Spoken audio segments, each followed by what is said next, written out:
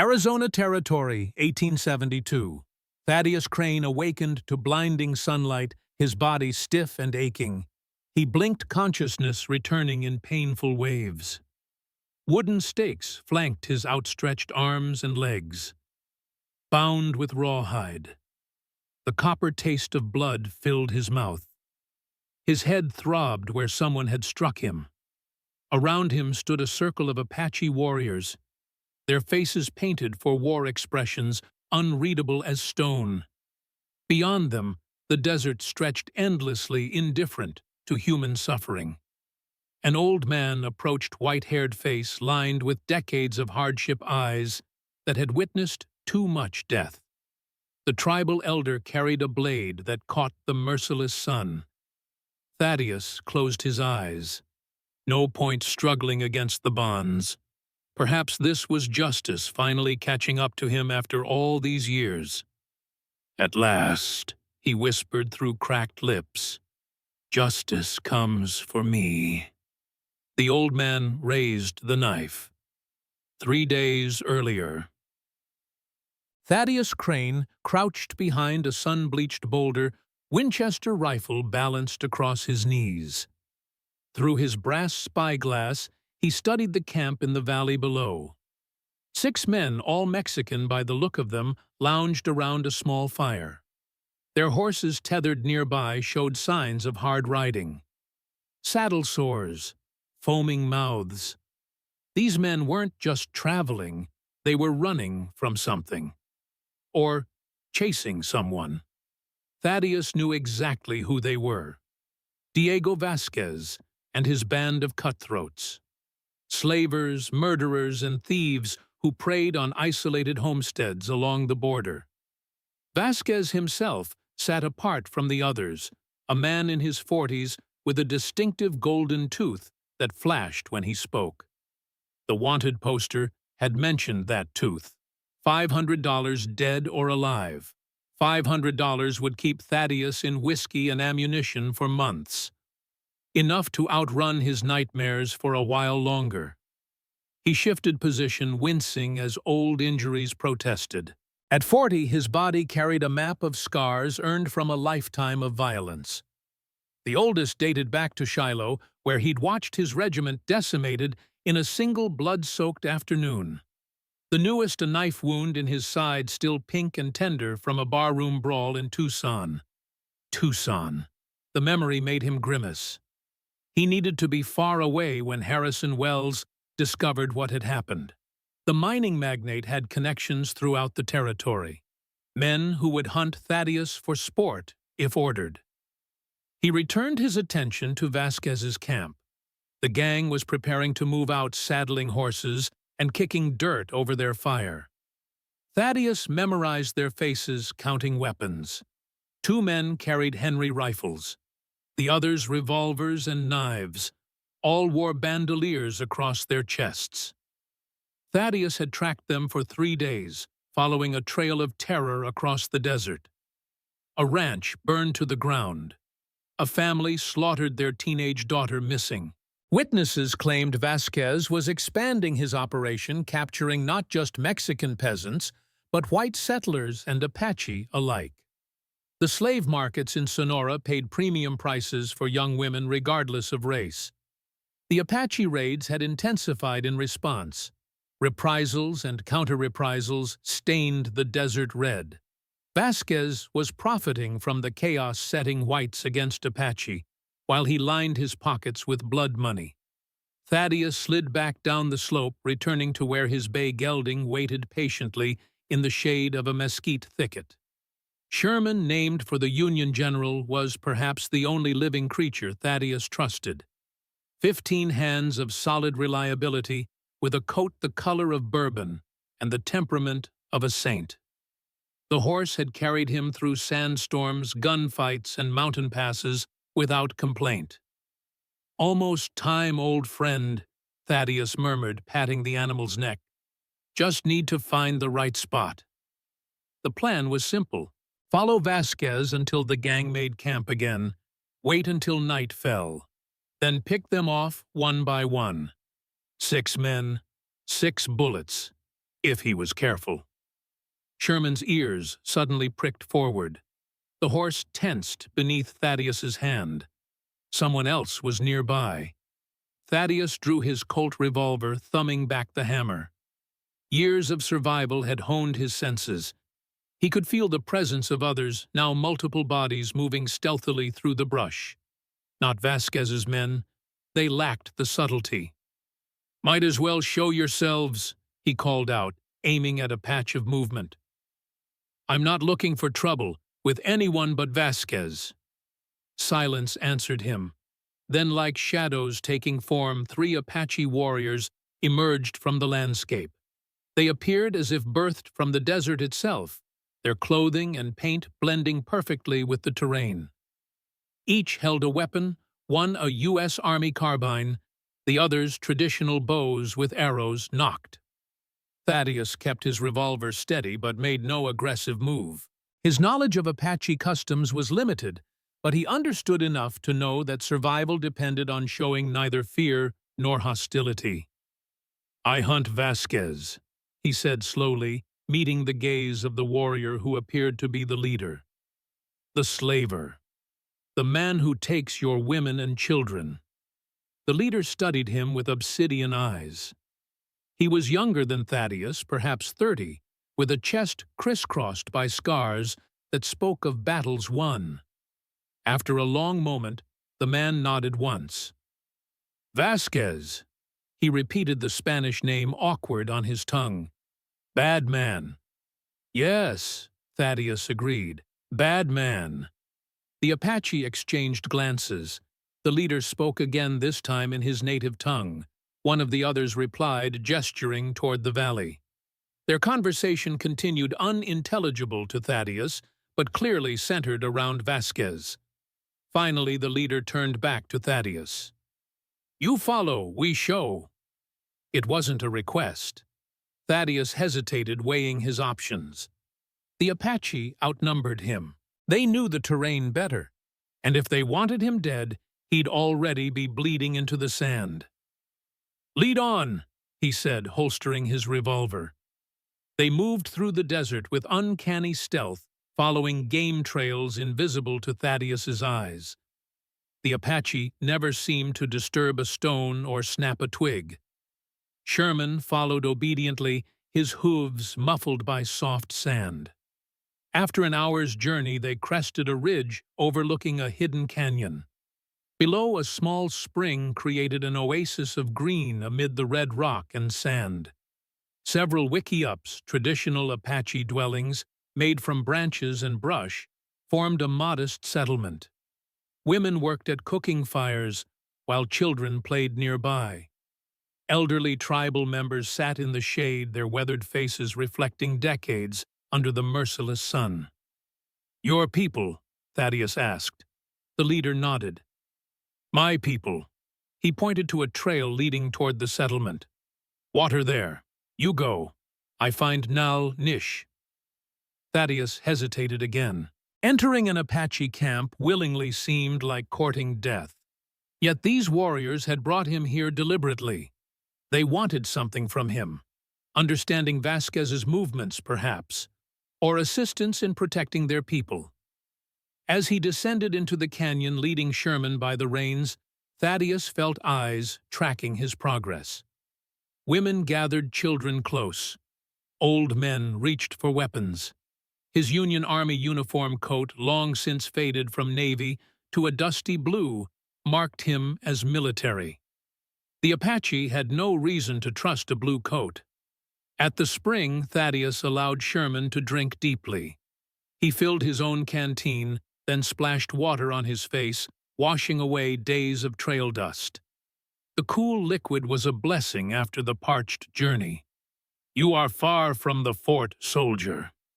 The voice, speaking perfect English, startled him. Thaddeus turned to find an elderly Apache watching him.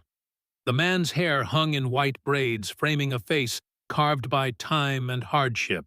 He leaned on a wooden staff topped with a silver army medallion. "Not a soldier anymore," Thaddeus replied. "Just a man with business concerning Vasquez." The elder nodded thoughtfully. I am Nal Nish. These are my people, the Western Apache who choose a different path. Something in the phrasing caught Thaddeus's attention. Different from what? From war, from reservation. Nal Nish gestured toward the camp. We lived at San Carlos, government land. Many sickness there. No game. Children hungry. We left. Thaddeus understood immediately. These were renegades in the eyes of the army. Apache who had fled the deplorable conditions of the reservation, choosing freedom over the slow death of confinement. The military would be hunting them along with hostile tribes and opportunists like Vasquez. Dangerous choice, Thaddeus observed. All choices dangerous now. Nal Nish replied with a shrug. Come, eat, then we talk about Vasquez. The meal was simple, a stew of rabbit and wild onions with flat bread cooked on hot stones. Thaddeus ate cautiously at first, then with genuine appreciation. He hadn't tasted a proper meal in days. As he ate, Nal Nish explained their situation. This band, about 30 people in total, had left San Carlos 3 months earlier. They'd been moving regularly to avoid army patrols. Recently, Vasquez's gang had discovered their previous camp, capturing 2 young women before the tribe escaped. My warriors track him, Nal Nish said. Want to rescue our sisters, but Vasquez has many guns. We are few.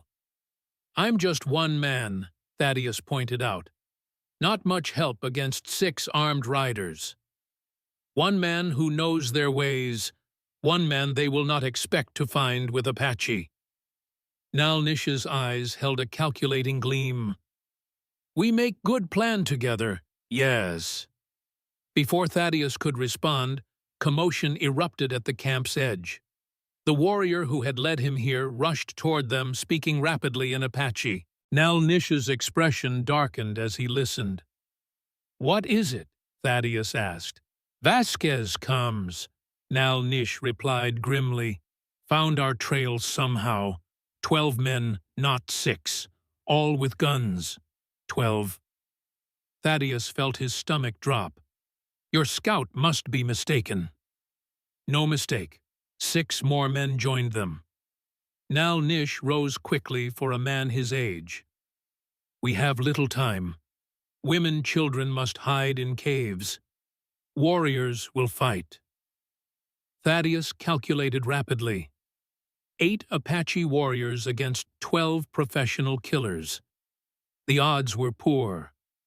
But if he left now, rode hard in the opposite direction, he might escape before Vasquez arrived. The thought made something twist in his gut, something that felt uncomfortably like shame. How many rifles do your men have? He asked instead. 3. Army carbines, not much ammunition. I have my Winchester, 40 rounds. Thaddeus stood. If we position your men correctly, use the canyon walls for cover, we might even those odds. Nal Nish studied him with renewed interest. You will fight with us? Against Vasquez, yes. Thaddeus checked his revolver, spinning the cylinder to verify all 6 chambers were loaded. But we need a plan, fast. The next 30 minutes passed in a blur of activity. Women and children retreated to hidden caves higher in the canyon. Warriors prepared defensive positions, using rocks and fallen trees as cover. Thaddeus positioned himself on a ledge overlooking the canyon entrance where his rifle could command the approach. As the sun began its descent toward the western horizon, painting the desert in shades of gold and crimson, Thaddeus felt the familiar calm that always preceded violence. His hands were steady, his breathing controlled. The chaotic thoughts that normally plagued him, memories of Shiloh faces of men he'd killed, the nightmare of Harrison Wells's orders, faded into background noise. The first rider appeared at the canyon mouth just as shadows lengthened across the sand. Vasquez himself, golden tooth, catching the fading sunlight. Behind him, His men rode in loose formation rifles across their saddles, confidence evident in their posture. They expected easy prey, not organized resistance. Thaddeus exhaled slowly, centering his sights on Vasquez's chest. At this range, perhaps 200 yards, the shot was well within his capabilities. One squeeze of the trigger, and the most dangerous man in the territory would be dead. But tactical consideration stayed his hand. Killing Vasquez immediately would alert the others. Better to let them enter the canyon fully, become trapped between Apache warriors on both sides. The gang rode deeper into the canyon, voices echoing off stone walls as they called to each other in Spanish. Thaddeus caught fragments boasts about what they would do to Apache women, speculation about slave prices in Sonora. When the last rider passed beneath his position, Thaddeus nodded to the warrior crouched nearby. The Apache raised a wooden whistle to his lips, producing a shrill sound that mimicked a desert hawk. The ambush began with devastating precision. Hidden warriors loosed arrows from multiple positions, their silent weapons finding targets before the gang realized they were under attack. 3 men fell immediately, feathered shafts protruding from throats and chests. Thaddeus fired the Winchester's report, thundering through the canyon. His first shot took a bandit through the shoulder, spinning the man from his saddle. His second found the center of another's back as the man attempted to flee. Vasquez, to his credit, reacted with the instincts of a veteran fighter. He rolled from his horse, taking cover behind a boulder, returning fire with a Colt revolver. His remaining men followed suit, bullets ricocheting off canyon walls. "Rodealos!" Vasquez shouted. "No dejes que escapen!" The battle devolved into chaos. Horses screamed, men cursed the sharp crack of gunfire mixed with the softer thump of bowstrings. Dust clouded the air, limiting visibility. Thaddeus maintained his elevated position, picking his shots carefully, aware of his limited ammunition. A bullet whined past his ear close enough that he felt its passage. Another chipped stone inches from his face. His position was compromised. Abandoning the ledge, Thaddeus scrambled down a narrow path, seeking new cover. At ground level, the fighting had become intimate and desperate. An Apache warrior grappled with a bandit, both men's weapons lost, reduced to knives and fists. Another warrior lay motionless, blood pooling beneath him. Vasquez and 3 surviving gang members had formed a defensive circle, firing outward at any movement. Thaddeus sprinted between boulders, Winchester cradled against his chest. He needed a clear shot at Vasquez. End the head, and the body would follow. An Apache whistle signaled from his right, a warning. Too late, Thaddeus sensed movement behind him. Pain exploded across his back as something heavy struck him between the shoulder blades. He stumbled, nearly dropping his rifle. Strong hands gripped him, spinning him around.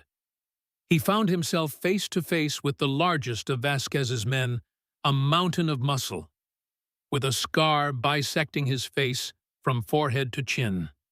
The man grinned, revealing broken teeth, as he raised a bloodied club for another strike. Thaddeus couldn't bring his rifle to bear in time. Instead, he drove his knee upward, connecting with the bandit's groin. The man grunted his swing, going wide. Thaddeus followed with a headbutt that connected with the bandit's nose, feeling cartilage crunch beneath his forehead. They grappled in the dust, each seeking advantage. The bandit's superior size and strength began to tell. Thick fingers closed around Thaddeus's throat, squeezing with inexorable pressure. Black spots danced at the edges of his vision. His lungs burned. With fading strength, Thaddeus reached for his boot knife. His fingers closed around the bone handle. He drew the blade and drove it upward beneath the bandit's ribs, angling toward the heart. The pressure on his throat eased. The bandit's eyes widened in surprise, then dulled as life departed. Thaddeus pushed the corpse aside, gasping for breath. retrieving his fallen Winchester. The battle's tide had turned. Apache warriors converged on Vasquez's position from multiple angles. Two more bandits fell to arrows. Only Vasquez himself remained cornered against the canyon wall, firing his revolver with one hand, a derringer clutched in the other. Thaddeus approached cautiously, Winchester raised. "It's over, Vasquez!" he called. "Throw down your weapons!" The slaver's face contorted with rage. "Vete al infierno, gringo!" He swung the revolver toward Thaddeus and fired. The bullet grazed Thaddeus's temple, hot pain followed by warm blood trickling down his face. Instinctively, he squeezed the Winchester's trigger. Once. Twice both rounds struck Vasquez in the chest. The golden tooth flashed one final time as the slaver's mouth opened in surprise. Then he collapsed, blood soaking into the thirsty desert sand. Silence descended on the canyon, broken only by the moans of wounded men and the soft keening of an Apache woman who had emerged to find her husband among the dead. Thaddeus leaned against a boulder, suddenly exhausted. His throat throbbed where the bandit had throttled him. Blood from his temple wound dripped steadily onto his collar. Nal Nish approached, limping slightly, a bloodied knife in his hand. He surveyed the carnage with the detached assessment of a man who had seen too much death to be moved by more. 3 warriors dead, he reported. 2 wounded, all Vasquez men dead. Thaddeus nodded, lacking the energy for speech. The familiar emptiness followed combat, the hollow feeling that came after surviving while others died. It never became easier, despite what younger men believed. "You fought well," Nal Nish continued. "With honor. Many lives saved today." "Not enough," Thaddeus managed, thinking of the Apache women already taken, probably halfway to Sonora by now. "Rest," Nal Nish instructed. "Medicine woman will treat your wounds. Tomorrow, we talk about what comes next." What comes next? The phrase echoed in Thaddeus's mind as darkness claimed him. There was never anything next. Only more violence, more running, more ghosts accumulating behind him like dust clouds from a cattle drive. He awakened sometime later in one of the wiki-ups, his wounds cleaned and bandaged. A woman sat nearby grinding herbs in a stone mortar. She was younger than he'd expected, perhaps 25, with the dignified beauty of Apache women. Her dark hair hung in a single braid down her back. Unlike the others in camp, she wore a dress that combined traditional Apache design with elements of European fashion, evidence of time spent among whites. She noticed his gaze and set aside her work. "You are awake." She observed her English as perfect as Nal Nish's. "Good. The wound on your head is shallow. It will heal without scars." Thaddeus attempted to sit up, wincing as his body protested. "Thank you for your care." It was necessary. Her expression remained neutral. "You killed Vasquez. My people owed you proper treatment." "You speak like someone who spent time in the white man's schools," Thaddeus noted. A shadow crossed her face. 8 years with Franciscan sisters in Santa Fe. They taught me many things, some useful, some not. She passed him a cup of water. "I am Ayana, daughter of Nal Nish." He drank gratefully. "Thaddeus Crane." "I know. My father told me." She resumed grinding herbs. "He also says you were a soldier once, that you understand how the army thinks." "I was a captain in the Union Army." Thaddeus set the cup aside. "That was a lifetime ago." "Not so long. You still wear the coat." Thaddeus glanced down at his faded uniform jacket. He'd never been able to discard it despite everything that had happened under its authority. Old habits. "My father wishes to speak with you when you are able." Ayana rose gracefully. "Rest more first. Regain your strength." She departed, leaving Thaddeus alone with his thoughts. The Apache had treated him with more respect than he deserved, more than he'd received from his own people in years. The irony wasn't lost on him.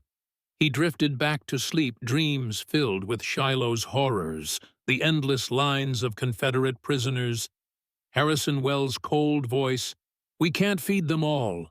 You know what needs to be done, Captain."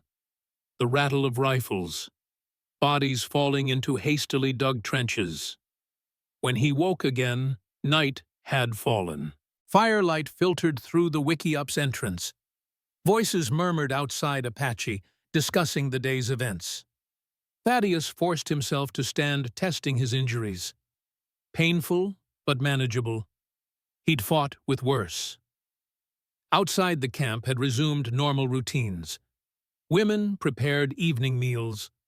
Men repaired weapons damaged in the battle. Children released from hiding played quiet games under watchful eyes. Several people nodded respectfully as Thaddeus emerged from the Wikiup.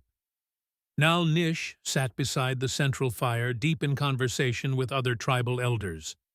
He beckoned when he saw Thaddeus approach. "Sit," the old man invited. "Eat. We have much to discuss." A wooden bowl of stew appeared in Thaddeus's hands. He ate mechanically, aware of the elder's scrutiny. When he finished, Nal Nish dismissed the others with a few words in Apache. "My people have decided," he announced once they were alone. "You have proven yourself a warrior of honor, one who stands against enemies of Apache, even when not his fight." "Vasquez was my fight," Thaddeus corrected. "I was hunting him before I met your warriors." "For money," Nal Nish acknowledged. $500. "Yes, we know about reward." He waved dismissively. "Money is white man's concern. Honor is what matters to Apache." "What are you saying?" "I am saying we offer you place among us, not as guest, as family." Thaddeus blinked, certain he'd misunderstood. "Family?" Nal Nish's weathered face broke into a smile. "You saved my tribe. Now I give you my daughter as wife." The words hung in the desert air like smoke from a dying fire. Thaddeus stared momentarily, robbed of speech. Marriage. To an Apache woman he'd barely met. The concept was so foreign, so unexpected, that his mind struggled to process it. I don't," he stammered. "Your daughter deserves better than a broken-down ex-soldier with nothing to his name but a horse and a rifle." "Ayanna is educated, speaks 4 languages, reads white man's books." Nal Nish's expression grew serious. "She needs husband who understands both worlds. Man who can protect, but also negotiate. You are such man." Before Thaddeus could formulate a response, movement around the camp periphery caught his attention.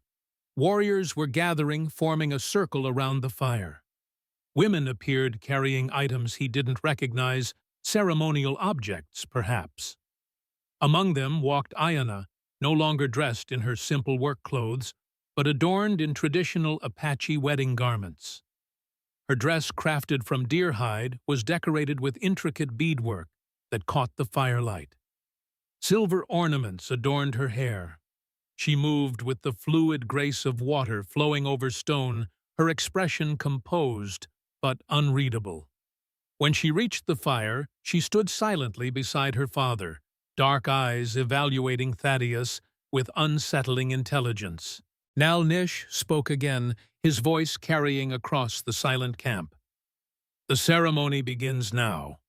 Tomorrow, you will be Apache." Thaddeus felt trapped, cornered more effectively than Vasquez had been. Refusing would insult the entire tribe. People who had fought beside him, treated his wounds, shared their food. Yet accepting meant committing to a life he'd never imagined, with a woman who clearly viewed the arrangement as political necessity rather than personal choice. As the ceremony began with rituals he didn't understand, and words in a language he couldn't speak, Thaddeus found himself wondering if death at Vasquez's hands might have been simpler. Hours later, as the camp settled into night's embrace, Thaddeus found himself alone with Ayanna beside a small fire outside what was apparently now their shared wickiup.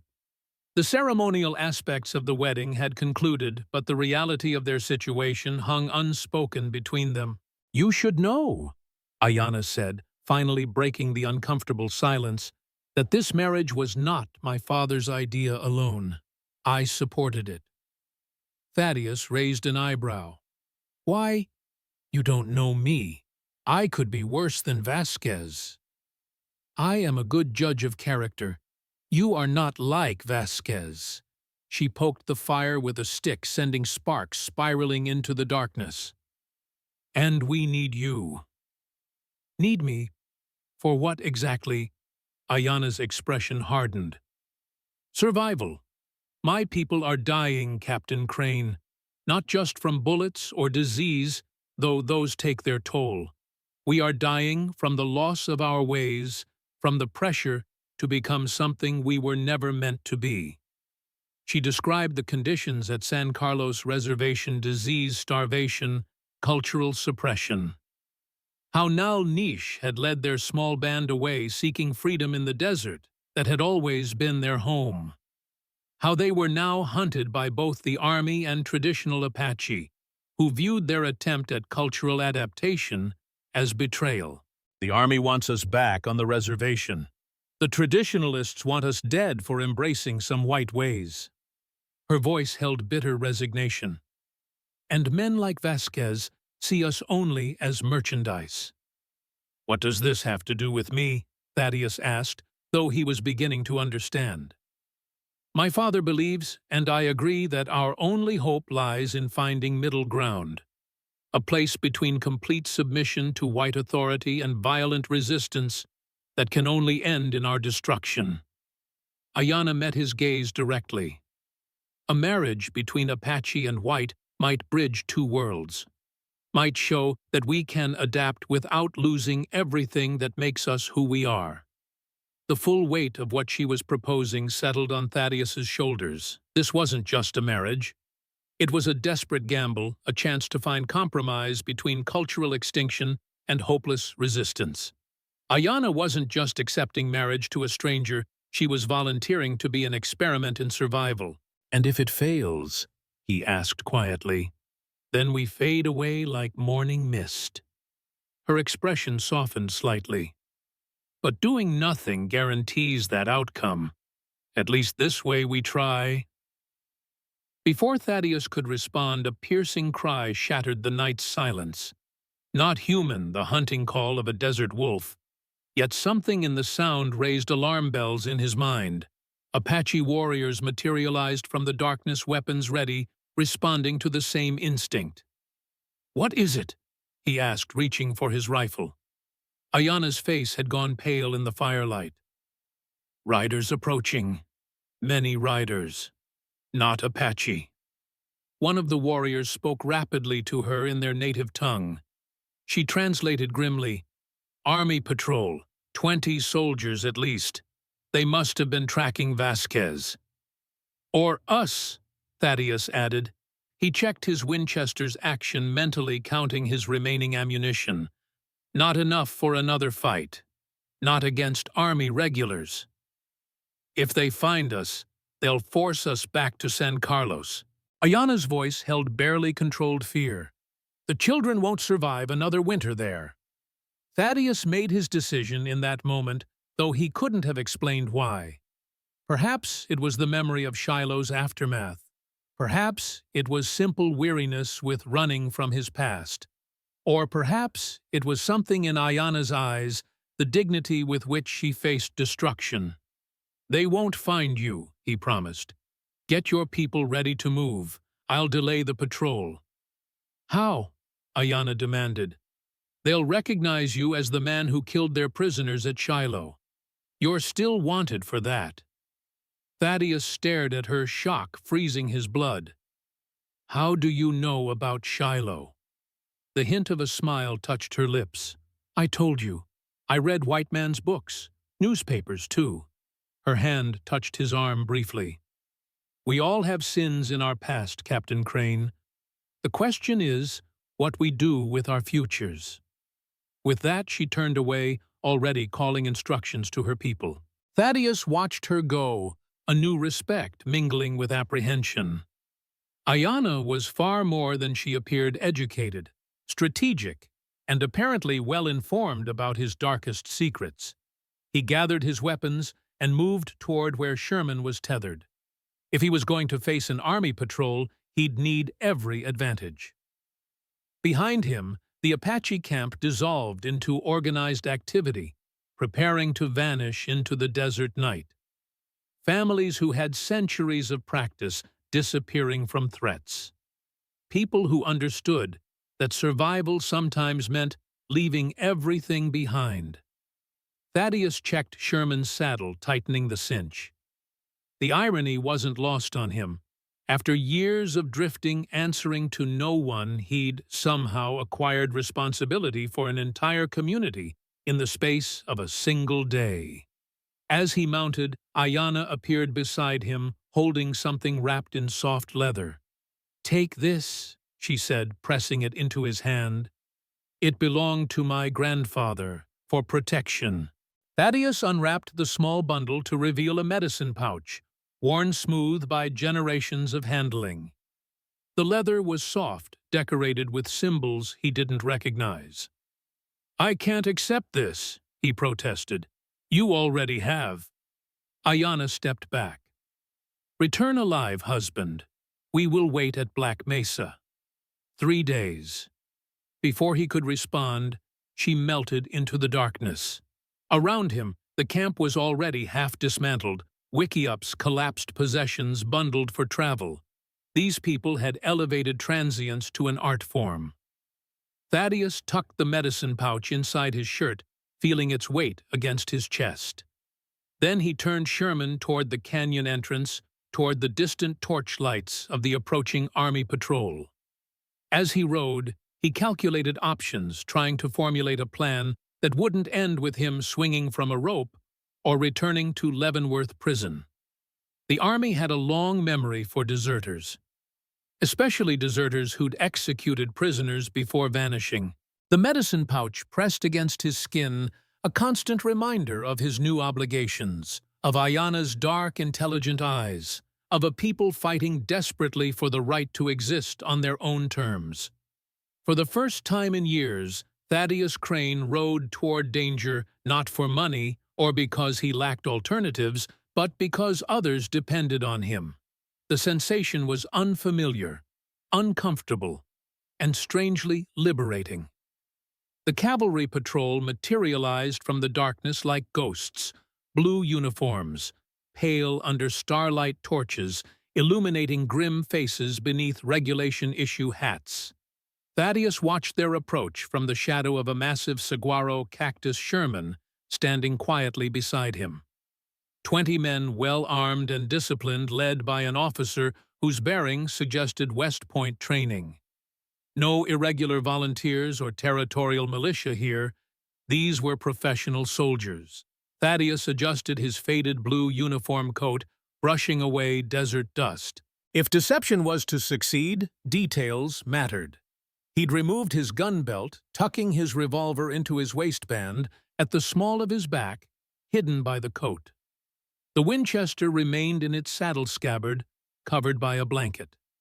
Armed, but not obviously so. When the patrol was 50 yards distant, Thaddeus stepped into moonlight, leading Sherman into the open. He raised one hand in greeting, the universal signal of peaceful intent. "Evening, gentlemen," he called. "Captain Thaddeus Crane, late, of the 9th Illinois Volunteer Infantry. Mighty glad to see the colors." The patrol halted abruptly, rifles swinging in his direction.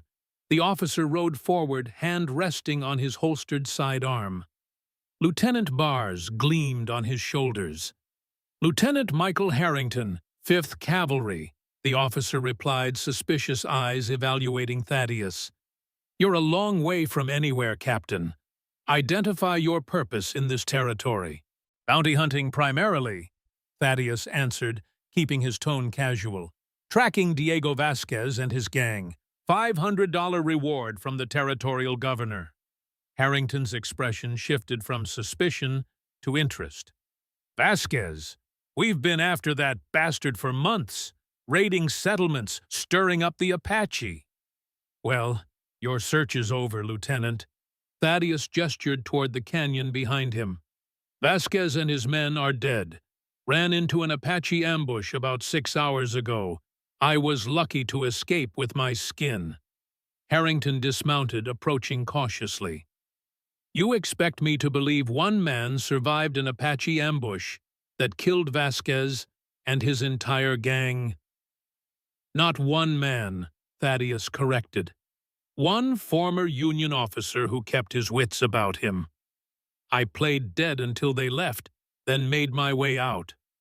Was heading for Fort Grant when I spotted your torches. The lieutenant studied him with narrowed eyes. Thaddeus maintained an expression of weary relief, the look of a man grateful for rescue after a harrowing ordeal. Behind Harrington, the cavalry troopers remained alert, carbines ready. Show me, Harrington decided finally. Take us to Vasquez. Thaddeus had anticipated this request. During his ride from the Apache camp, he'd formulated a plan that might satisfy the patrol while buying Ayana's people time to escape. Happy to oblige, Lieutenant, but it's rough country in the dark. Best to wait until dawn. He gestured vaguely eastward. The Apache dragged most of the bodies away, their customs, you understand. But Vasquez, they left. Wanted everyone to know he was dead. Harrington conferred briefly with his sergeant, a weathered NCO whose face bore the scars of decades on the frontier. The sergeant nodded agreement with whatever the lieutenant proposed. We'll make camp here, Harrington announced. At first light, you'll guide us to Vasquez's body. If your story checks out, the reward is yours, Captain. Thaddeus nodded agreeably. One night. By morning, Ayana and her people would be miles away, their trail growing cold in the desert wind.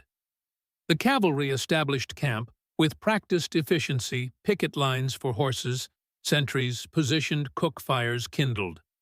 Thaddeus accepted a tin cup of coffee from the company cook, a grizzled private who'd clearly seen too many campaigns.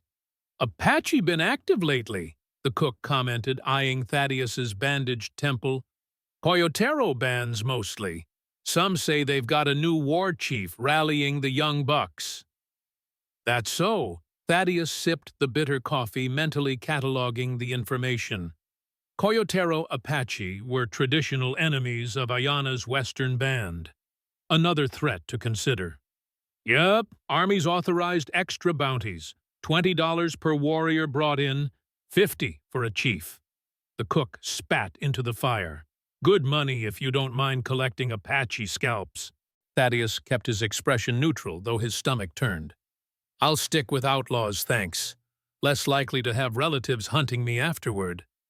As darkness deepened, Thaddeus found himself invited to Lieutenant Harrington's small tent, where the officer was reviewing maps by lamplight. A bottle of whiskey sat open beside field glasses and a leather-bound journal. Join me, Captain. Harrington gestured to the whiskey. Might help take the edge off your encounter. Thaddeus accepted a tin cup of the amber liquid, recognizing the social ritual of military men. Information flowed more freely with alcohol. Interesting uniform coat, Harrington observed after they'd exchanged the customary toasts. 9th Illinois, you said they were at Shiloh, as I recall. The name sent ice through Thaddeus's veins, though he maintained his casual demeanor. Among other engagements, saw more than our share of the war. Under whose command? Colonel Harrison Wells initially. And Thaddeus watched carefully for reaction. Later, General Sherman. Harrington's eyes widened slightly. Harrison Wells, the mining magnate from Tucson. The same.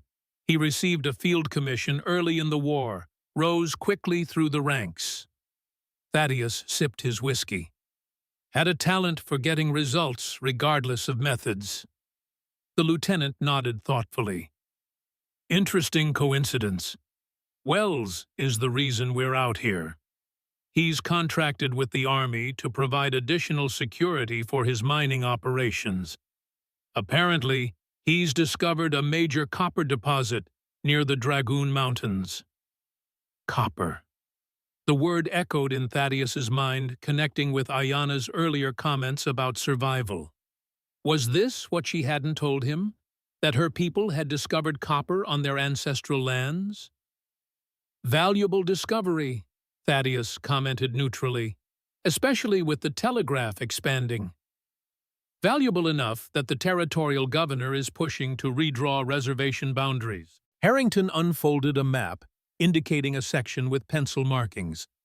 This entire region will be opened for mineral claims once the new borders are approved. Wells stands to make a fortune. The area marked encompassed exactly where Ayana had said her people would wait Black Mesa. The realization hit Thaddeus like a physical blow. This wasn't coincidence. Wells was systematically removing obstacles to his mining empire, using Army patrols as unwitting enforcers. When are these new boundaries to be implemented? He asked casually. Within the month. Just waiting on final approval from Washington. Harrington rolled up the map.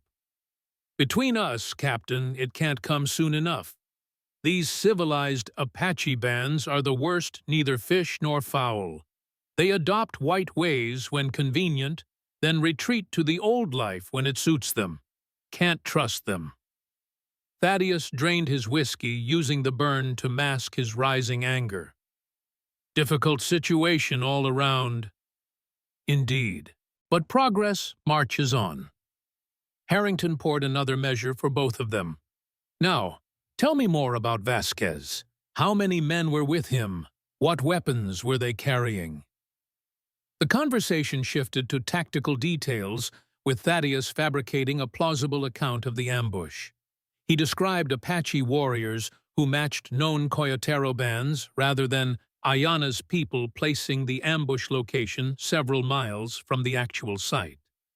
Throughout, he maintained the persona of a professional bounty hunter, observant, practical, motivated primarily by the reward. Later, stretched on his bedroll near the perimeter of the camp, Thaddeus stared at the star-filled sky, mind racing. Dawn would bring critical decisions. Leading the patrol to Vasquez's body meant backtracking to the canyon dangerously close to where Ayana's people had been. The Army scouts would likely detect signs of the camp even if the Apache themselves were gone. Yet failing to produce Vasquez would confirm Harrington's suspicions. The lieutenant already seemed doubtful of Thaddeus's story. Sleep eluded him.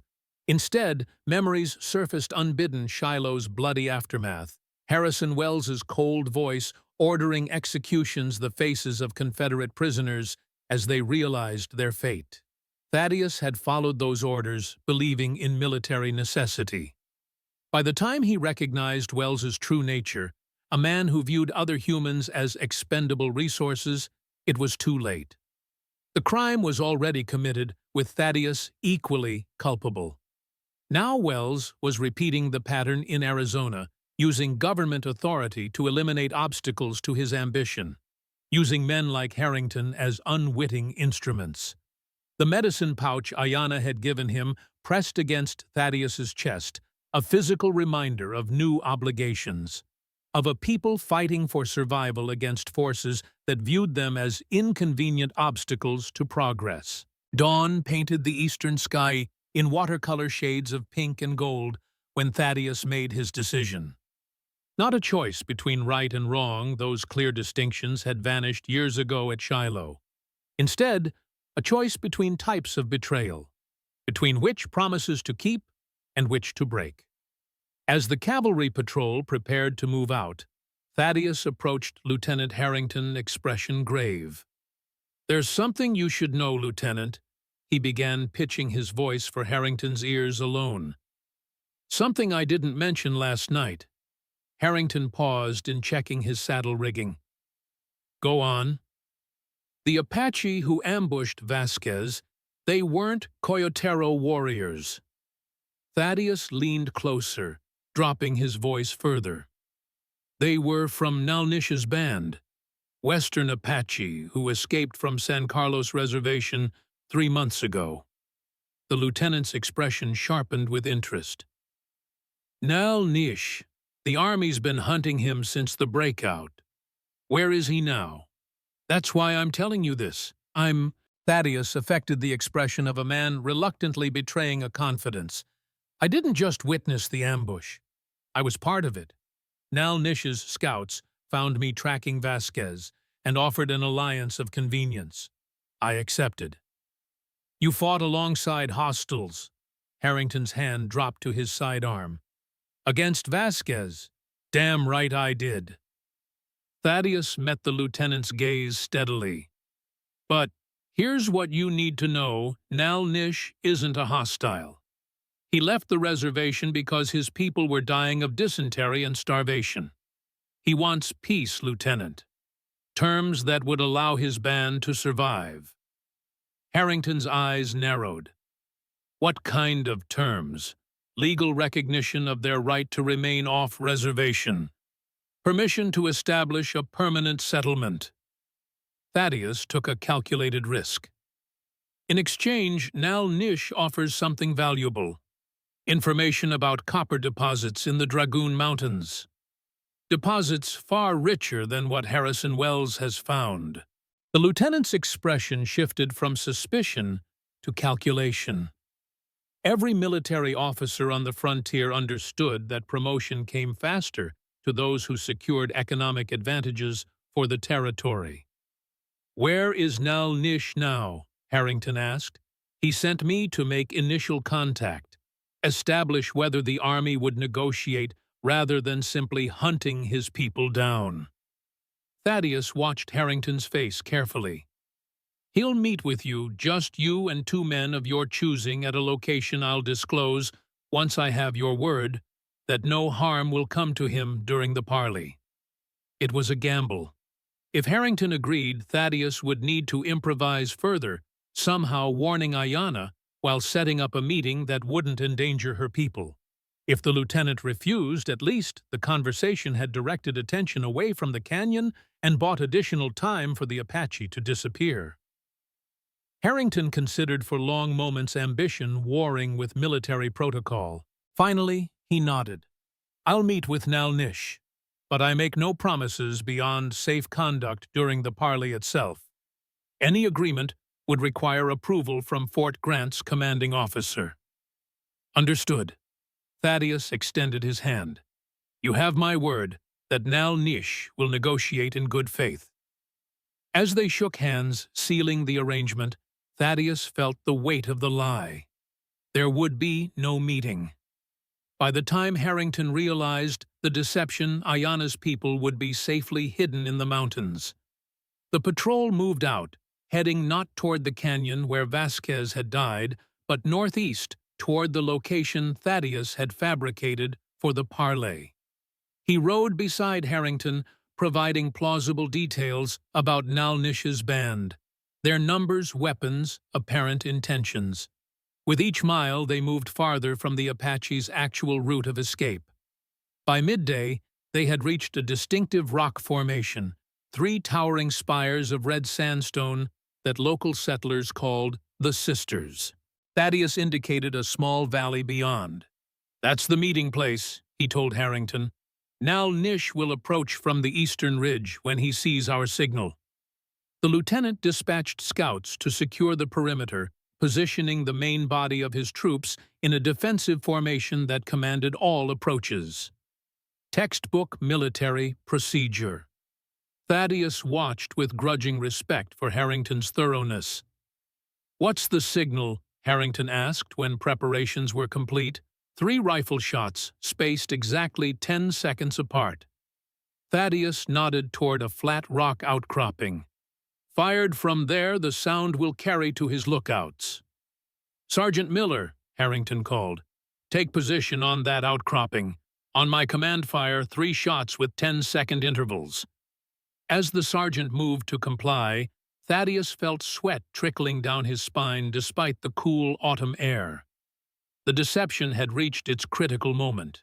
When no Apache appeared after the signal, Harrington would realize he'd been misled.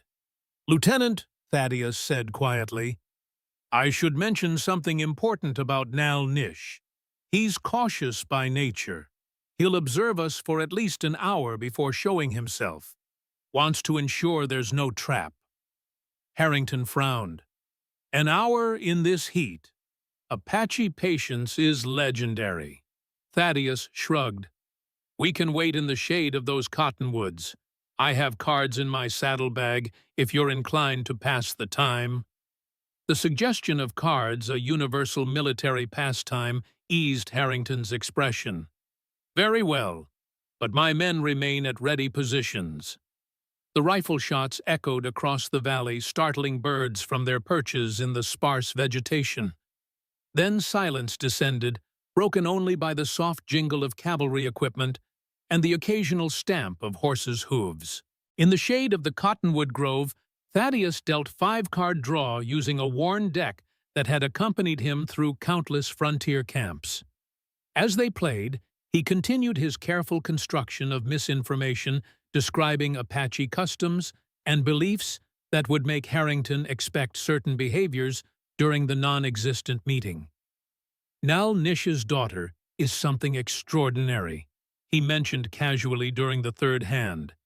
"Educated in Santa Fe by Franciscan nuns, speaks 4 languages, acts as her father's interpreter and advisor." Harrington raised an eyebrow. "A female advisor. That's unusual for Apache, isn't it?" "Very.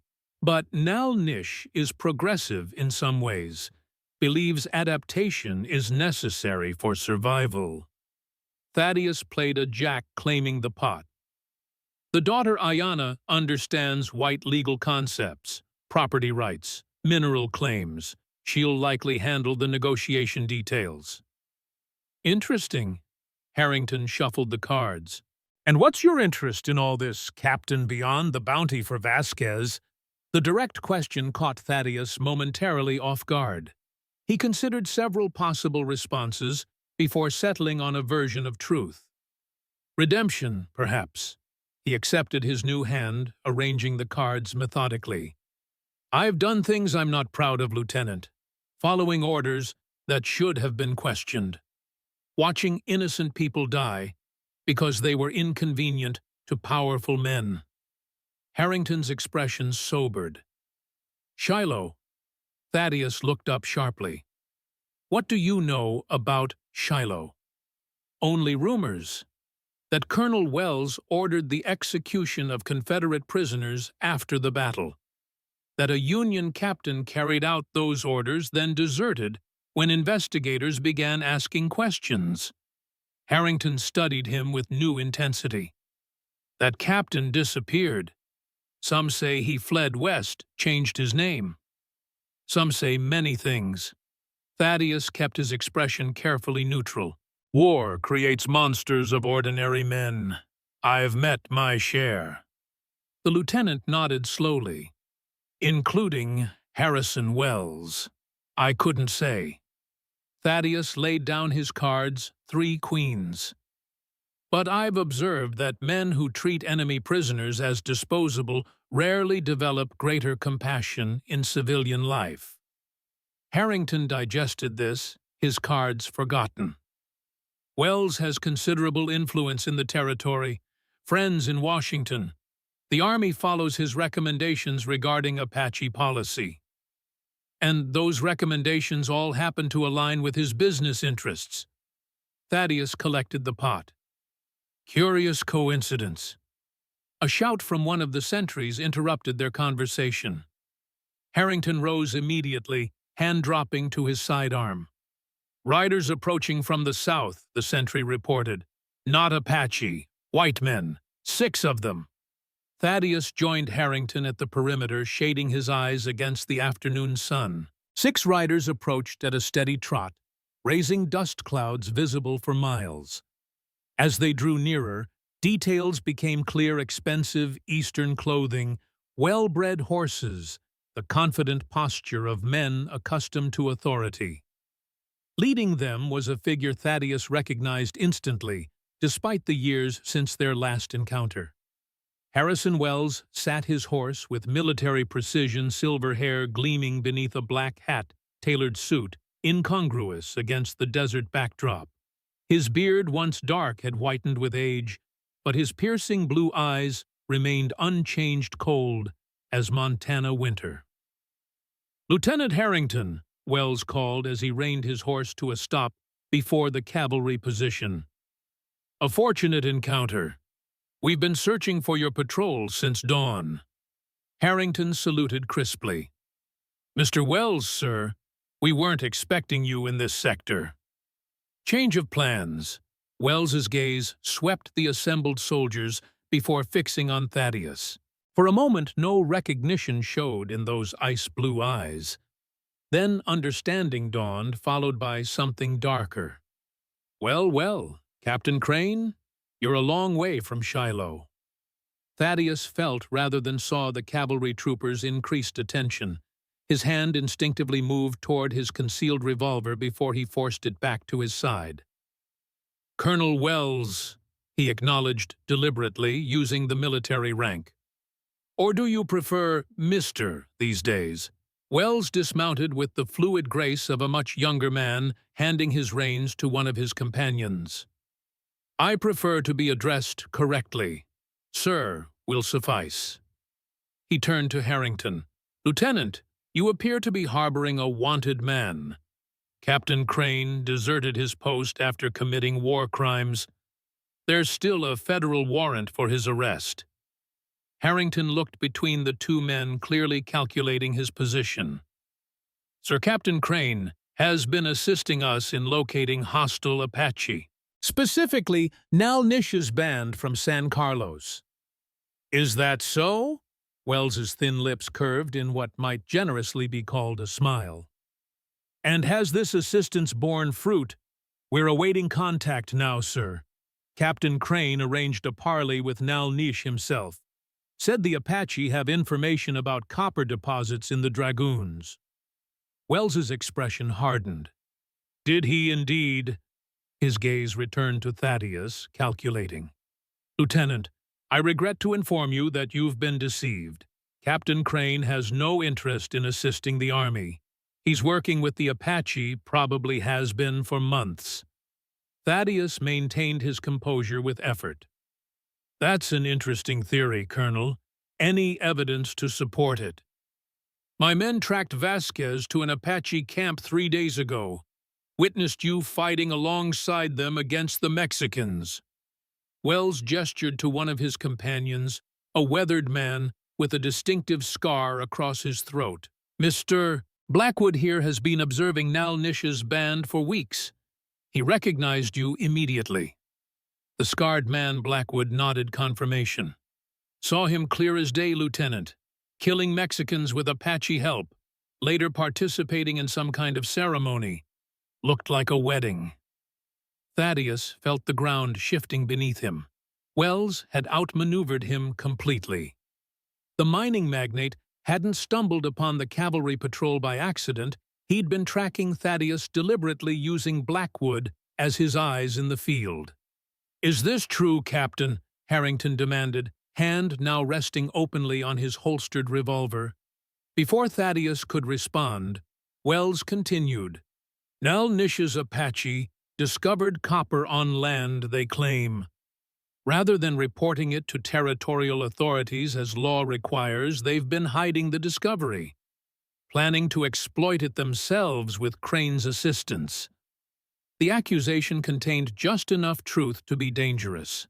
Thaddeus saw understanding dawn in Harrington's eyes, the lieutenant realizing he'd been manipulated, used to distract the cavalry while the Apache escaped with their secret. "Arrest him, Lieutenant," Wells ordered. "Return him to Fort Grant for court-martial. The Apache can be dealt with separately." Harrington nodded to his sergeant. 2 troopers stepped forward, hands on their sidearms. Thaddeus calculated his options, finding few. 20 cavalry troopers plus Wells' 6 men. Impossible odds in open terrain. Running meant confirming guilt. Fighting meant certain death. "Lieutenant," he said carefully, "whatever Mr. Wells has told you, consider his motivations. He wants the copper deposits for himself. The Apache are simply in his way like those Confederate prisoners at Shiloh." Wells's face flushed with anger. "Silence him, Lieutenant. The ravings of a deserter have no place in military discourse." Harrington hesitated, conflicted loyalty evident in his expression. "Sir, with respect, if there's valuable information about copper deposits—" "There is," Wells interrupted, "and the Army will receive its proper share of any proceeds. But first we must restore order. Arrest the deserter, pursue the Apache. Follow the chain of command, Lieutenant." Chain of command. The words carried weight with career officers like Harrington. Thaddeus saw the lieutenant's decision solidify even before he nodded to his men. "Captain Thaddeus Crane, you are under arrest for desertion and suspected collaboration with hostile Indians." Harrington's voice held genuine regret. "Please surrender your weapons." Thaddeus considered resistance for one final moment. Then slowly he raised his hands. "I'll come peacefully, Lieutenant, but you should know one thing: Nalnish's people aren't at the Sisters.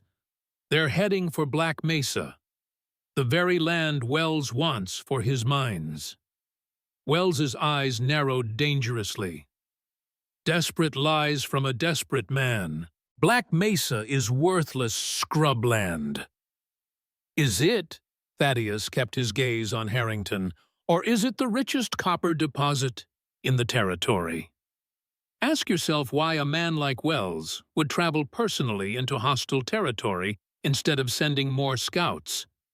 What's valuable enough to risk his own neck?" A flicker of doubt crossed Harrington's face. "Mr. Wells, is there something about Black Mesa I should know?" "What you should know, Lieutenant, is that every moment wasted here allows the hostiles to escape further." Wells's voice carried the habitual command of a former officer. "Secure the prisoner, then prepare your men to move out. We'll discuss geological matters later." As the troopers disarmed Thaddeus, removing his concealed revolver and boot knife, he maintained eye contact with Harrington.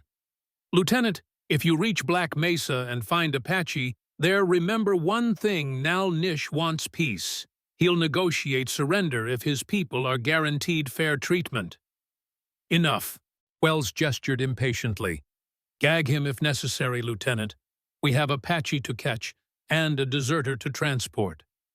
Thaddeus submitted to restraints, hands bound before him, secured to his saddle horn as he mounted Sherman. The familiar weight of the medicine pouch remained against his chest, overlooked in the search. Small comfort as he contemplated what awaited at Fort Grant. Court-martial. Almost certainly execution for the crimes of Shiloh, with Wells himself as primary witness.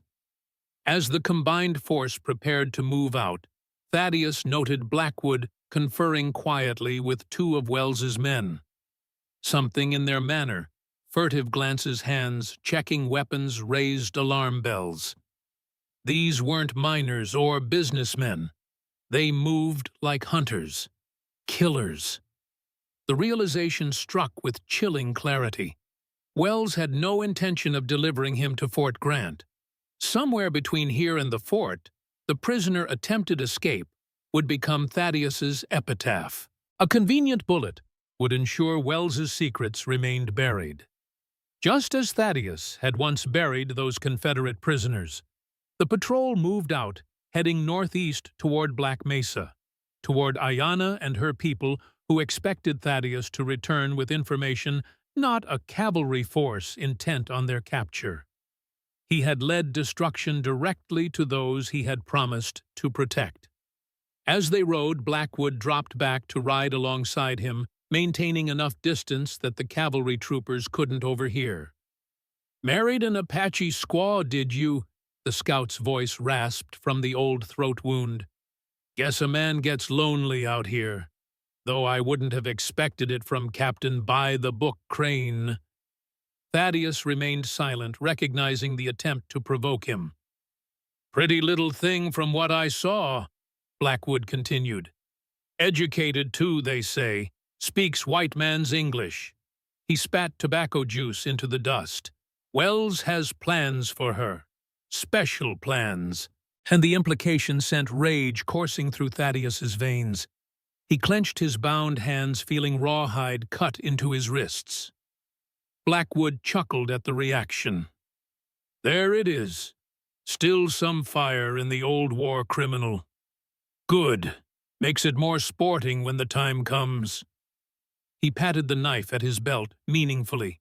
Between us, it won't be quick. Wells wants to make an example. With that, the scout spurred his horse forward, rejoining Wells at the head of the column. Thaddeus breathed deeply, forcing emotion back behind disciplined control. Rage would not help Ayanna. Only clear thinking could salvage this disaster.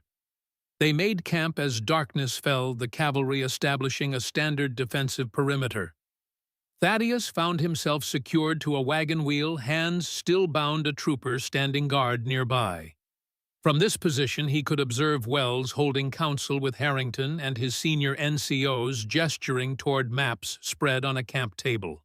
Sometime after midnight, as the camp settled into silence, broken only by sentries' movements and the occasional whinny of horses, Thaddeus became aware of a presence beside him. Lieutenant Harrington crouched there, expression troubled in the dim moonlight. "Is it true?" Harrington asked quietly. "About Shiloh, the prisoners." Thaddeus studied the younger officer, recognizing genuine moral concern beneath military discipline. "Yes, Wells ordered it. I carried it out. 217 Confederate prisoners executed after the battle. Why, supply lines were stretched, prisoners required food guards transportation. Wells considered them an unnecessary logistical burden." The words tasted like ash, even after all these years. "I followed orders without question. Military discipline, chain of command." Harrington absorbed this conflict evident in his features. "And the Apache. Are you married to Nell Nish's daughter?" "Yes." The admission felt strange on Thaddeus's lips, acknowledgement of a commitment he'd barely begun to understand. It's complicated. Political alliance more than personal choice. At least it started that way. And now, Thaddeus considered the question seriously. Now, I'm not sure. She's remarkable, intelligent, determined, fighting for her people's survival against impossible odds. He met Harrington's gaze directly. "Not unlike you, Lieutenant, serving a cause you believe in. Except her enemy isn't just hostile tribes or Mexican bandits. It's men like Wells who see her people as obstacles to profit. Wells says they're hiding copper deposits, violating territorial law. What would you do, Lieutenant, if you discovered something valuable on land your family had occupied for generations? Would you report it to authorities who've repeatedly broken promises and forced your people onto disease-ridden reservations? Or would you seek leverage for negotiation?" The question hung between them unanswered. Finally, Harrington sighed. "It doesn't matter what I think. Orders are orders." "I once believed that too." Thaddeus shifted position, trying to ease cramped muscles. "Cost me my soul at Shiloh. Don't make the same mistake." Harrington stood military bearing, reasserting itself. "We move at dawn. For what it's worth, Captain, I'll ensure you reach Fort Grant alive. Whatever happens afterward is beyond my authority." "Beyond your authority," Thaddeus echoed. "Convenient absolution, isn't it? Following orders absolves personal responsibility." The lieutenant stiffened, then walked away without responding. Thaddeus watched him go, wondering if his words had made any impact. Probably not. Military conditioning ran deep, especially in career officers. Alone again, he tested his bonds systematically, finding no weakness in the rawhide. The guard watched impassively, carbine ready. Escape seemed impossible. Yet, as dawn approached, bringing with it the promise of renewed pursuit toward Black Mesa, Thaddeus felt the medicine pouch shift against his chest. An idea formed, desperate, unlikely to succeed, but the only option remaining. When his guard changed at dawn, Thaddeus addressed the new sentry, a young private with a boyish face beneath his regulation mustache. "Need to relieve myself, Private. Been hours." The young soldier hesitated, then nodded. "Stay where I can see you." He untied Thaddeus from the wagon wheel, but left his hands bound. "Try anything, and I'll shoot." "Understood." Thaddeus moved to a position several yards away, his back to the camp hands awkwardly working at his trousers. As he did so, he managed to extract the medicine pouch from inside his shirt. With his body shielding the movement, he untied the leather thong that secured it. Inside was a small bundle of herbs, a polished stone, and something unexpected, a sliver of obsidian wickedly sharp, despite its small size. A hidden weapon, disguised as a spiritual token. Ayana's final gift had been more practical than he'd realized. Palming the obsidian, Thaddeus pretended to adjust his clothing while surreptitiously working the volcanic glass against his bindings. The edge, sharper than any steel knife, began to fray the rawhide strands. "Hurry up!" the guard called impatiently.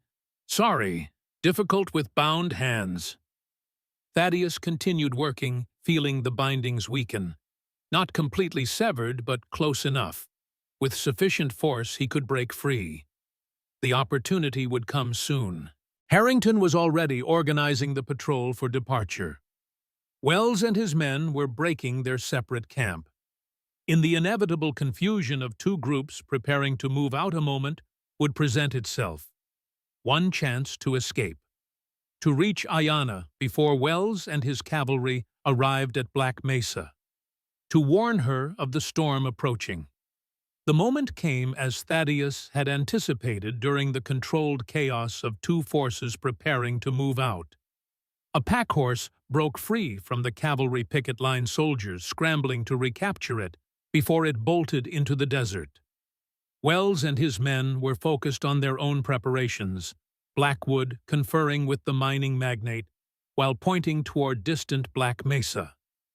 Thaddeus tensed his muscles against the weakened rawhide bindings. They snapped with an audible crack, though the sound was lost amid the commotion. His young guard had turned to watch the escaped horse carbine temporarily lowered. In one fluid motion, Thaddeus sprang forward, clamping one hand over the private's mouth while the other twisted the carbine from his grasp. A sharp blow to the temple with the weapon's stock sent the young soldier crumpling silently to the ground, unconscious but alive. Thaddeus dragged him behind the supply wagon, using the guard's own bandana as a gag his belt to secure his hands. The entire sequence took less than 30 seconds. Nobody had noticed. Moving with deliberate calm to avoid attracting attention, Thaddeus approached the picket line where Sherman waited alongside the cavalry mounts. He untied his gelding, whispering reassurances to the familiar animal. Then, leading the horse behind the row of supply wagons to maintain cover, he retrieved his Winchester from where it had been stored with the patrol's extra equipment. Bullets. He needed ammunition. The cavalry sergeant had collected his cartridges upon capture. Thaddeus hesitated, then made a decision. The unconscious guard would have ammunition for his carbine, different caliber from the Winchester, but the revolver on the guard's belt would likely use the same 44 rounds as Thaddeus's Colt. Returning to the downed soldier, he quickly located and appropriated a box of cartridges and the revolver. He hated taking the young man's sidearm, leaving him defenseless in hostile territory, but necessity overrode such concerns.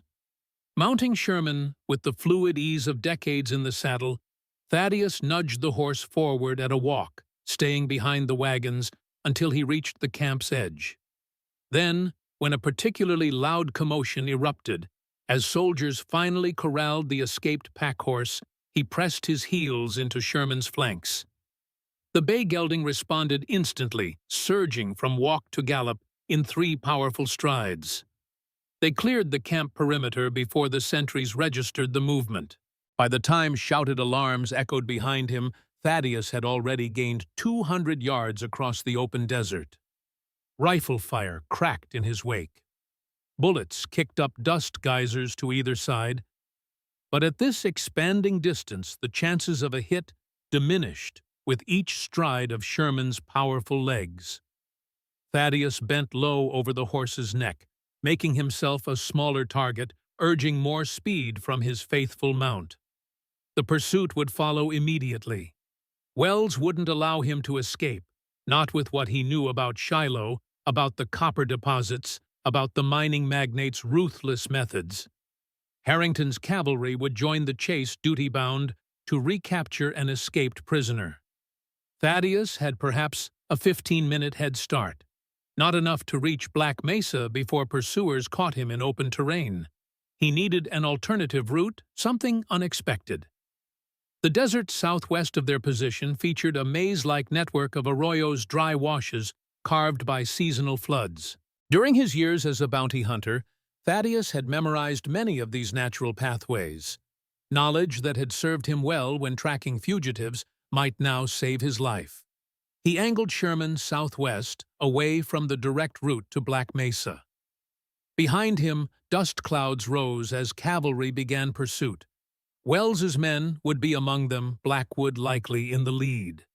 The scout knew these lands almost as well as the Apache themselves.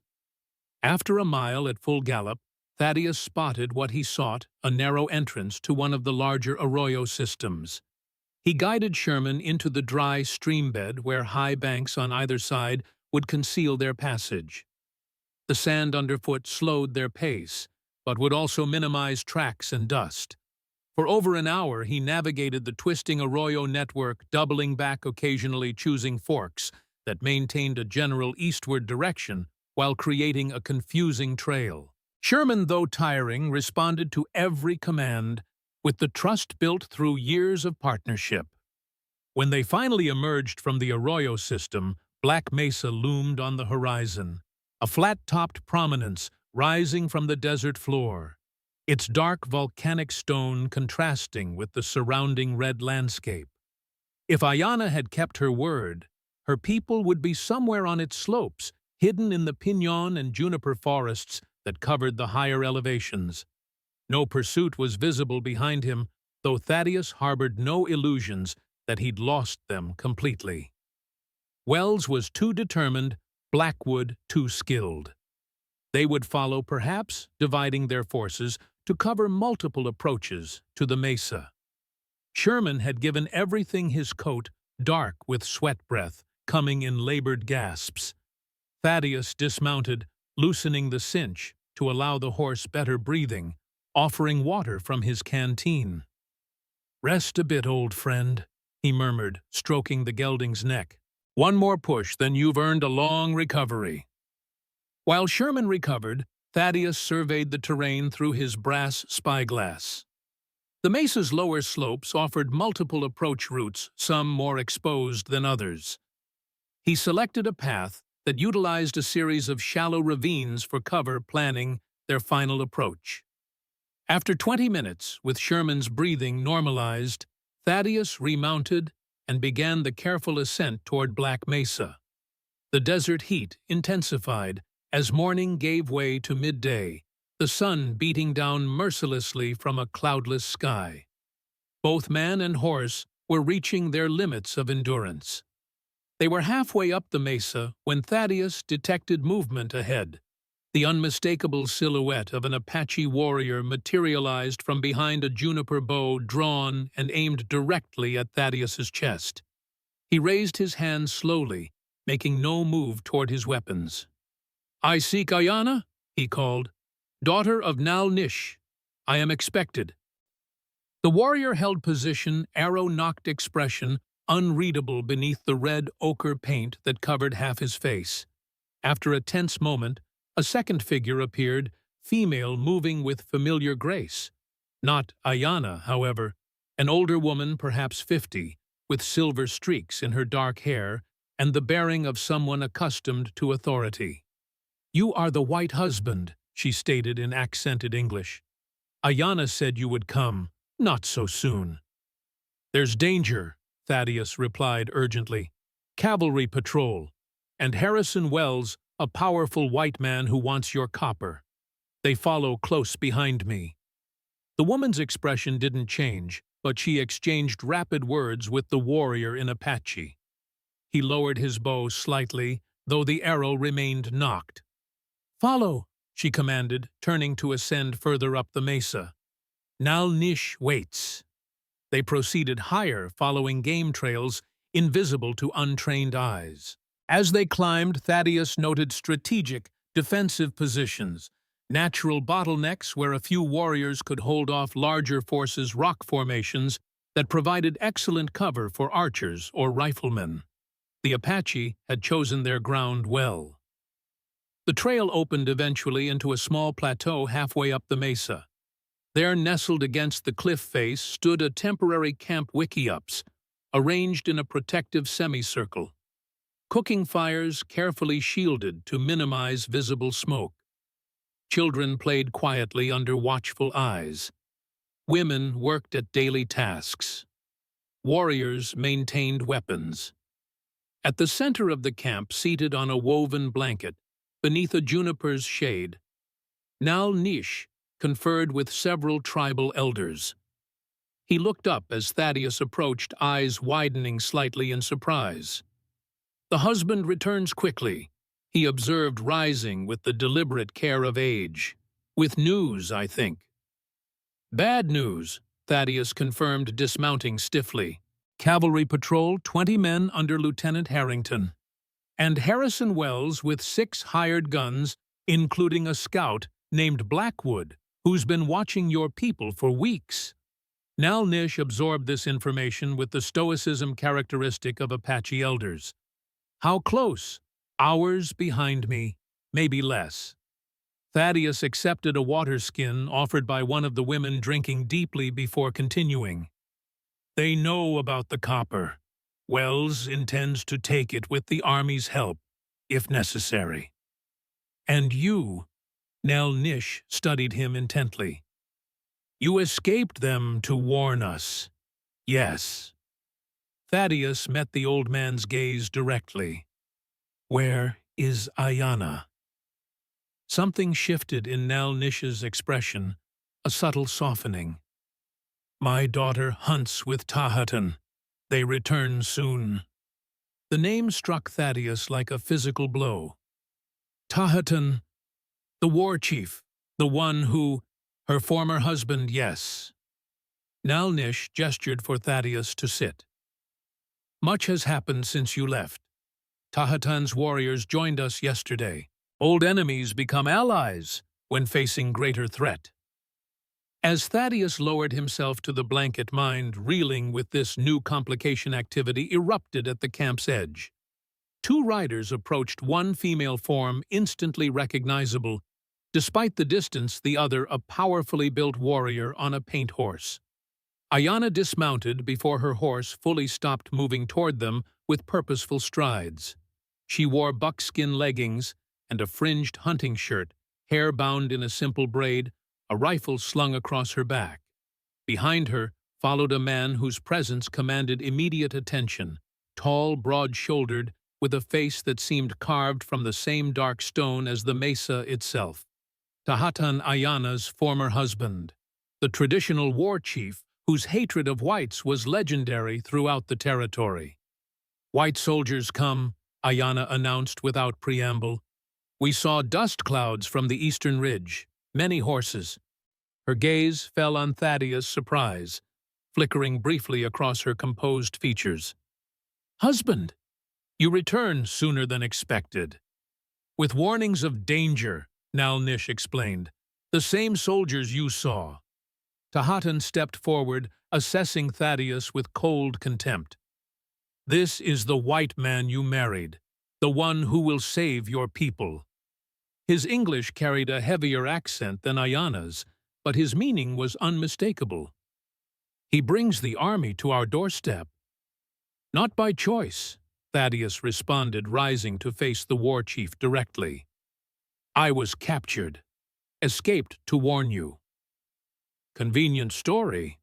Tahatan turned to Nalnish. We should kill him now. Send his body down the mountain as message to white soldiers. No, Ayana's voice cut through the tension. He risked his life to return. He could have guided the soldiers directly to us. Instead, he escaped them. How do you know this is true? Tahatan demanded. White men lie as easily as they breathe. Ayana reached inside her hunting shirt, withdrawing the twin to Thaddeus's medicine pouch. The stones do not lie, she said simply. His path and mine are joined now. The statement silenced Tahatan temporarily, though his expression remained skeptical. Tribal spirituality apparently held weight even with the war chief. We have little time for arguments, Thaddeus interjected. The soldiers will reach the mesa by nightfall. Wells wants the copper deposits. He'll use the army to clear you out, claim the land for mining. Who is this Wells? Tahatan asked. A powerful white man, mining interests throughout the territory, former army colonel. Thaddeus hesitated, then added, the man who ordered the massacre at Shiloh. Tahatan's eyes narrowed. Shiloh, the place where white soldiers killed their prisoners. I have heard this story. I was there, Thaddeus admitted. I carried out Wells's orders.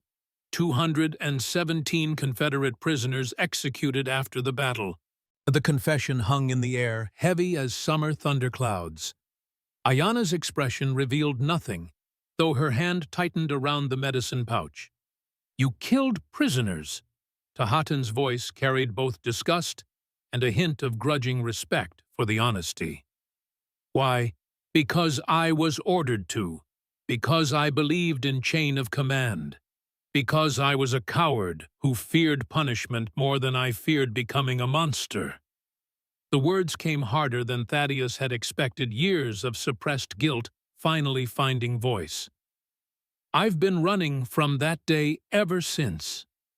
And now you run to us, Tahatan observed.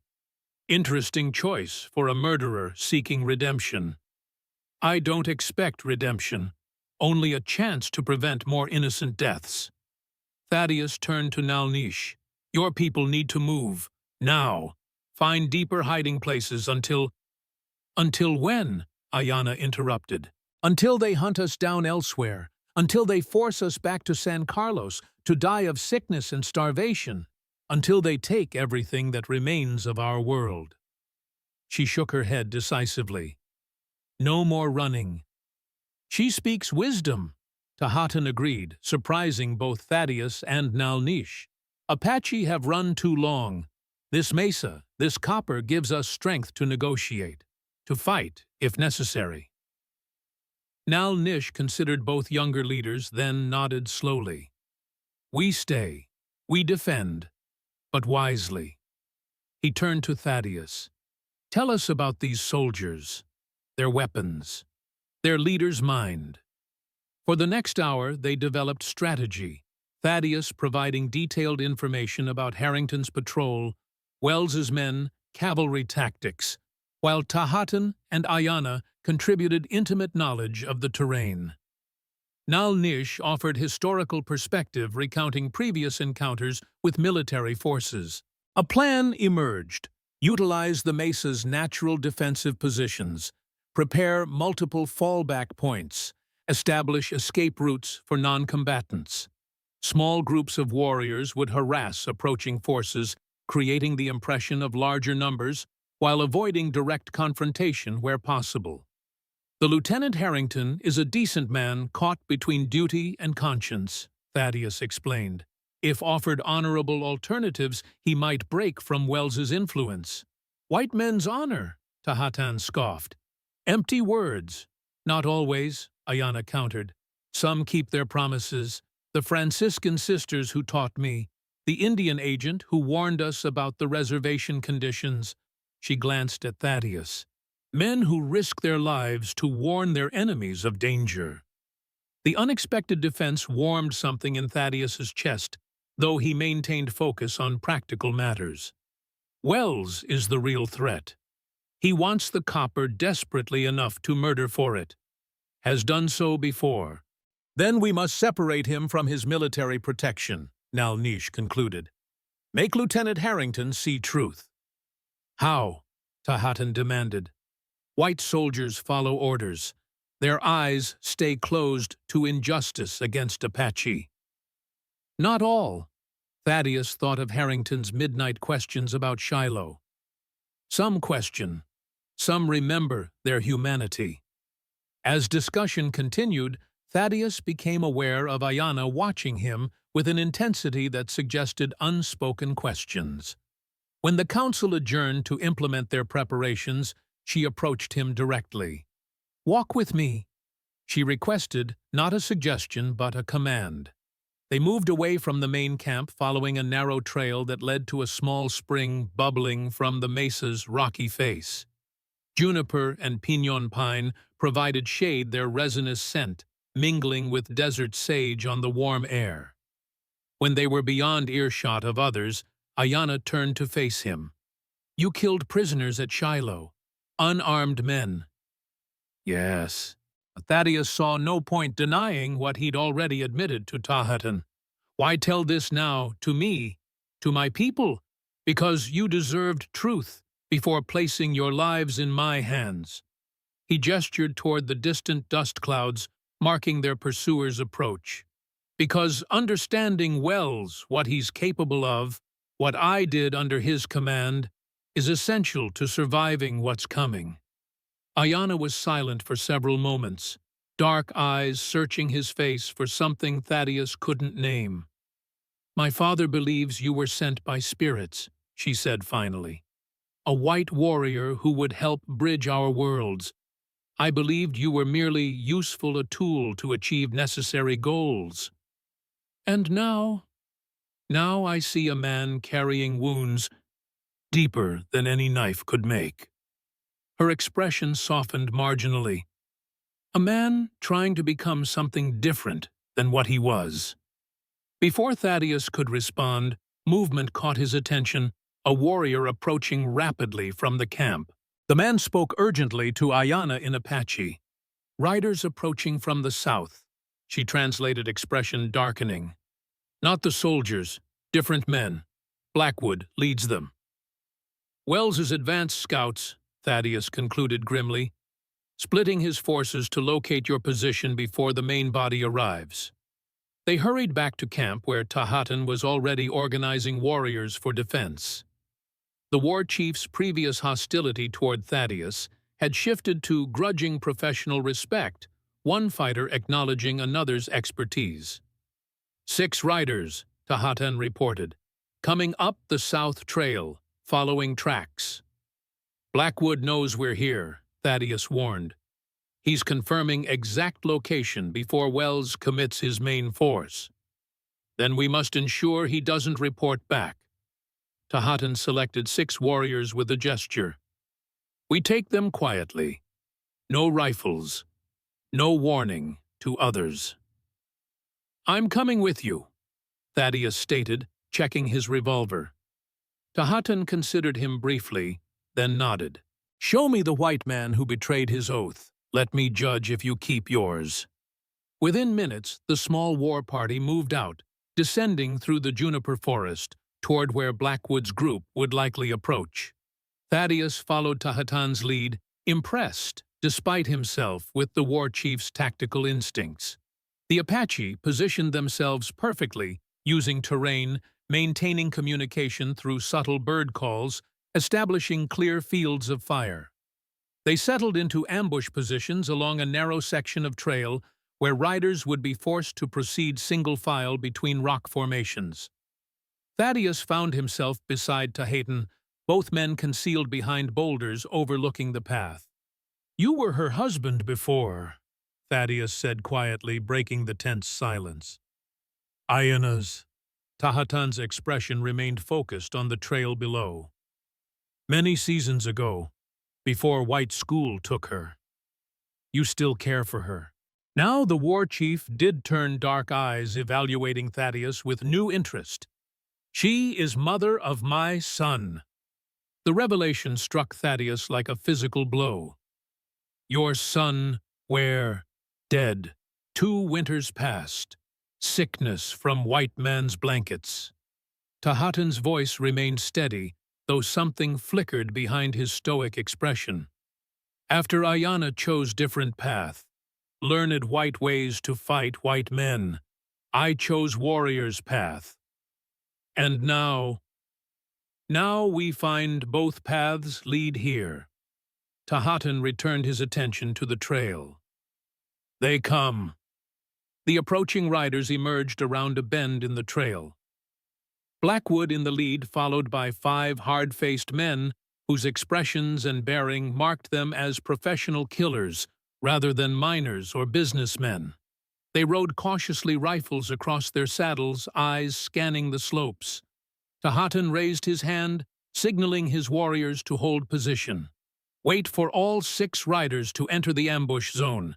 Maximum impact, minimum warning." Blackwood paused, studying the ground, then gestured for his men to continue. They advanced into the narrowest section of trail, exactly where the Apache waited. Tahatan's hand dropped. The ambush erupted with deadly precision. Apache warriors loosed arrows from multiple positions. 2 riders fell immediately, feathered shafts, protruding from chests and throats. A third managed to raise his rifle before an arrow took him through the eye. Blackwood reacted with veteran instincts, rolling from his saddle to shelter behind a boulder, drawing his revolver in one fluid motion. The remaining 2 men followed his example, returning fire at shadowy movements among the rocks. Thaddeus targeted Blackwood, specifically firing twice with his revolver. Both shots ricocheted off stone as the scout ducked lower. Apache warriors closed from multiple angles, moving like smoke between cover positions. One of Wells's men screamed as a war club shattered his arm. The other emptied his revolver at an Apache warrior, missing with every shot, then found himself face to face with Tahatan. The war chief's knife ended the confrontation with brutal efficiency. Only Blackwood remained cornered behind his boulder, firing methodically at any movement. The scout's wilderness experience made him a more dangerous opponent than his companions. He wounded one Apache with a well-placed shot, forcing the others to approach more cautiously. "Blackwood," Thaddeus called, "it's over. Surrender and you'll be treated fairly." The scout's rasping laugh carried across the rocky ground. "Fairness from Apache, I've seen what they do to prisoners. And from you, Crane, the butcher of Shiloh, talking about fair treatment." Another shot punctuated his words. "Rather die fighting." "That can be arranged," Tahatan muttered, signaling his warriors to converge on Blackwood's position from multiple angles. The scout seemed to sense the noose tightening. He fired more rapidly, less accurately, desperation evident in his actions. When his revolver clicked empty, he drew a large knife from his belt, preparing for final resistance. Thaddeus approached cautiously, Winchester raised. "Last chance, Blackwood. Throw down the knife." The scout's scarred face contorted with hatred. "Go to hell, Crane. You and your Apache whore, both." Something snapped inside Thaddeus at the slur. His finger tightened on the Winchester's trigger, the familiar mechanical resistance just ounces from releasing death. Tahatan's hand closed over the rifle barrel, pushing it slightly aside. "No," the war chief said quietly. "Not your kill." Their eyes met, former enemies, united momentarily in understanding of certain protocols, certain proprieties that transcended cultural differences. Thaddeus nodded once, lowering his rifle. Tahatan stepped forward, knife gleaming dully in the afternoon sun. "This man is mine." What followed was mercifully quick, if not entirely painless. When it was done, Tahatan cleaned his blade methodically on Blackwood's shirt, then addressed his warriors in Apache. They dragged the bodies into a shallow arroyo, concealing them under brush and stone. "Wells will send more when these don't return," Thaddeus observed as they prepared to return to camp.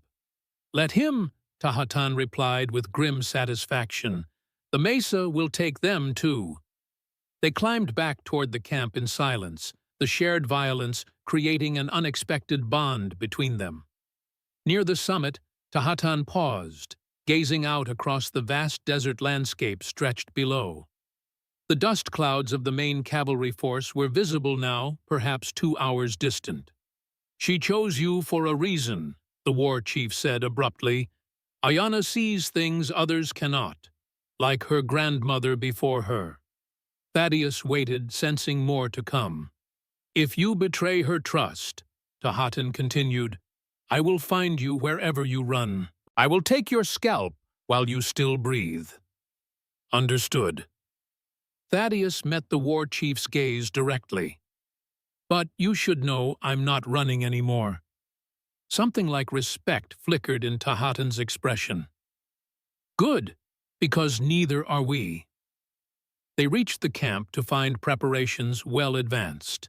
Non-combatants, children, elderly, pregnant women were being relocated to caves higher on the mesa.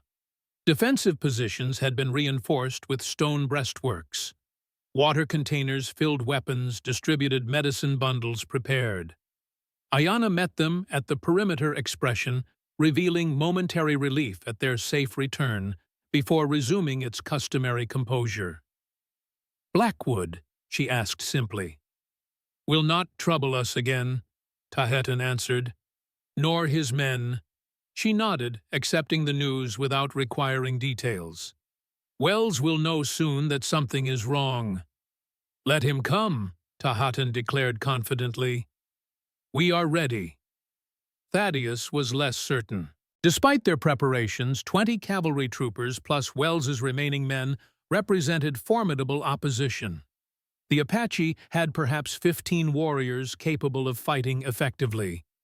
Even with superior position and knowledge of terrain, the odds remained unfavorable. Nal Nish approached, leaning on his staff face creased with the concerns of leadership. "Tahatan's young warriors grow eager for battle," he told Thaddeus quietly. "They forget what cavalry repeating rifles can do. What happened at Skeleton Canyon last summer?" The reference chilled Thaddeus's blood. Skeleton Canyon had been a massacre, an Apache band caught in the open by cavalry, over 40 dead, including women and children. "We need alternatives to direct confrontation," he agreed. "Something that separates Wells from his military support." "I have been thinking about this." Ayanna joined their conversation, voice pitched low, to avoid being overheard by Tahatan's warriors. "Wells wants copper. The army wants peace on the frontier. Their goals align temporarily, but are not the same. Lieutenant Harrington already has doubts about Wells," Thaddeus added. "He questioned me about Shiloh, about Wells's methods." "Then we must increase those doubts," Nal Nish concluded. "Show him Wells's true nature." "How?" Thaddeus asked. "Wells is too experienced to reveal himself openly." Ayanna's expression hardened with decision. "We make him believe he's already won." Before she could elaborate, a warning cry echoed from the sentries positioned along the mesa's edge. Tahatan rushed to join them, returning moments later with grim news.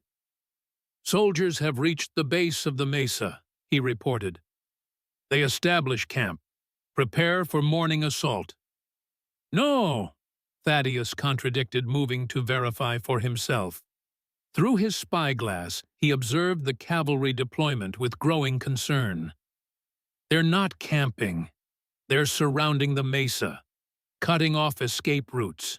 He lowered the glass, meeting Ayana's gaze. Tease. Wells isn't waiting for morning. He's coming tonight. The sun began its descent toward the western horizon, painting the landscape in blood-red hues that seemed ominously appropriate. On the slopes below, cavalry troopers secured positions that commanded every major trail up the mesa. Wells himself could be seen directing operations from horseback, his silver hair catching the fading light like a battle standard. "We've run out of time for clever plans," Tahatan observed grimly. "Now we fight." As darkness fell across the mesa, bringing temporary reprieve from immediate assault, Thaddeus found himself standing beside Ayana at the camp's edge. Below them, cavalry campfires winked like fallen stars against the desert floor. "Why did you really marry me?" he asked quietly. "The truth." She turned to study him, firelight casting half her face in shadow. "Does it matter now?" "It might be our last conversation," Thaddeus pointed out. "Yes. Seems a good time for honesty." Ayana considered this, then nodded once. "Very well. I married you because I saw an opportunity. A white man with military knowledge. A man carrying guilt heavy enough to make him fight for redemption. A man who might help my people survive." "Political calculation." "Yes." Her gaze remained steady. "Initially." The qualification hung between them, suggesting complexities Thaddeus hadn't anticipated. Before he could pursue them, movement erupted at the camp's opposite edge, a sentry rushing toward Nalnish with urgent news. They joined the gathering council quickly. The sentry's report, translated by Ayana, froze Thaddeus's blood. A small party approaches under white flag. Lieutenant Harrington with 2 soldiers. She met Thaddeus's gaze. "And Harrison Wells." "This is a trap," Tahatan declared, immediately hand-dropping to his knife. "We kill them now." "No." Nalnish's voice carried the quiet authority of eldership. "White flag means parley. Sacred trust, even between enemies. We honor it." "Your honor will get us killed, old man." Despite the harsh words, Tahatan's tone held grudging respect. "Wells doesn't share your principles." "Then we must be better than him," Ayana interjected. "Show Lieutenant Harrington the difference between Apache ways and Wells's methods." Thaddeus remained silent, mind racing through possibilities. Wells coming personally under white flag protection suggested either supreme confidence or desperation. The mining magnate was many things, ruthless, calculating, amoral, but never foolish. He wouldn't risk himself without purpose. "I'll meet with them," he decided finally. "Alone." "No." Ayana's response came instantly. "Not alone. They will kill you and claim you attacked first." "She speaks truth," Tahatan agreed. "Wells wants you silenced about Shiloh." "Then who?" Thaddeus asked. "Harrington knows me, might listen to me, but he won't come into camp surrounded by warriors." "I will go with you," Ayana stated. "Woman poses less threat, and I speak better English than any here." "And I," Nalnish added, "as elder and chief. 3 is proper number for parley." Tahatan scowled, but offered no further objection. Instead, he gathered his warriors, positioning them strategically around the meeting site, visible enough to discourage treachery, concealed enough to survive if violence erupted. The meeting location, selected Thaddeus, dispatched a young Apache to guide the visitors up a narrow trail to a small clearing overlooking the valley. Night had fully descended, but a 3/4 moon provided sufficient light to navigate safely. As they waited, Ayana adjusted her clothing, changing from hunting garb to a dress that combined traditional Apache elements with frontier styling. The transformation was subtle but effective, presenting an image of cultural adaptation rather than resistance. Wells will try to provoke anger, she said quietly. To justify violence, we must remain calm no matter what he says. Thaddeus nodded agreement, checking his revolver before tucking it into his waistband at the small of his back. Apache warriors would be covering them with rifles and bows, but he preferred having immediate options if matters deteriorated. The Parley delegation arrived minutes later, Lieutenant Harrington leading, followed by Harrison Wells, and 2 cavalry troopers whose carbines remained slung across their backs in accordance with truce protocol. Harrington's expression reflected military discipline masking internal conflict. Wells appeared immaculately composed, despite the climb, his tailored suit incongruous against the wilderness backdrop. Captain Crane, Harrington acknowledged with a curt nod, I see you've fully embraced your new allegiances. Lieutenant, Thaddeus returned the nod, then gestured to his companions. May I present Nal Nish, chief of this band, and his daughter Ayana. Wells's cold eyes assessed them with clinical detachment, lingering on Ayana with an intensity that made Thaddeus's hand twitch toward his concealed revolver. Fascinating, the mining magnate commented. The famous, educated savage I've heard about. Franciscan education, wasn't it? Your English is remarkable. Thank you, Colonel Wells, Ayana replied with perfect composure. Though I find your continued use of military rank equally remarkable given the circumstances of your departure from service. The barb found its mark. Wells's expression hardened momentarily before resuming its practiced neutrality. Direct and well-informed, admirable qualities in any negotiator. We did not come to exchange compliments, Nal Nish interjected. Why do soldiers surround our camp?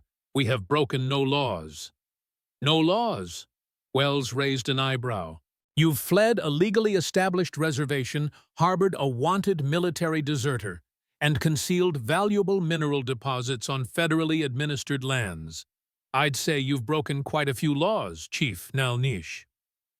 The San Carlos Reservation was killing our children with disease, Ayana countered. Federal law guarantees humane treatment of relocated tribes. That guarantee was broken first. Harrington shifted uncomfortably at this, his gaze dropping momentarily. Thaddeus noted the reaction, sensing the lieutenant's growing unease with his role. Legal technicalities aside, Wells continued smoothly, we have a practical situation requiring resolution. Your people occupy land containing valuable copper deposits. The territorial government has authorized their development. Development? Thaddeus interrupted. Is that what you're calling it now? Wells, I remember when you used clearer terms. Removal of obstacles was your phrase. At Shiloh, I believe. Wells's eyes narrowed dangerously. Ancient history, Captain. Irrelevant to our current situation. Not to the 217 men I executed under your orders. Thaddeus turned to Harrington. Did he tell you about that, Lieutenant? How he ordered prisoners shot? To avoid the inconvenience of feeding them, how I followed those orders, becoming the butcher of Shiloh. Harrington's expression revealed nothing, though his posture tensed almost imperceptibly. We're here to discuss the Apache situation, Captain. Not wartime actions. But they're connected, don't you see? Thaddeus pressed. Same man, same methods. Different obstacles. Enough. Wells's composure cracked slightly. Lieutenant Harrington is here representing the United States Army, not to adjudicate your guilty conscience, Crane. Nal Nish raised his hand, ancient authority silencing the escalating argument. You come under white flag. This means you bring offer, yes. Speak it now.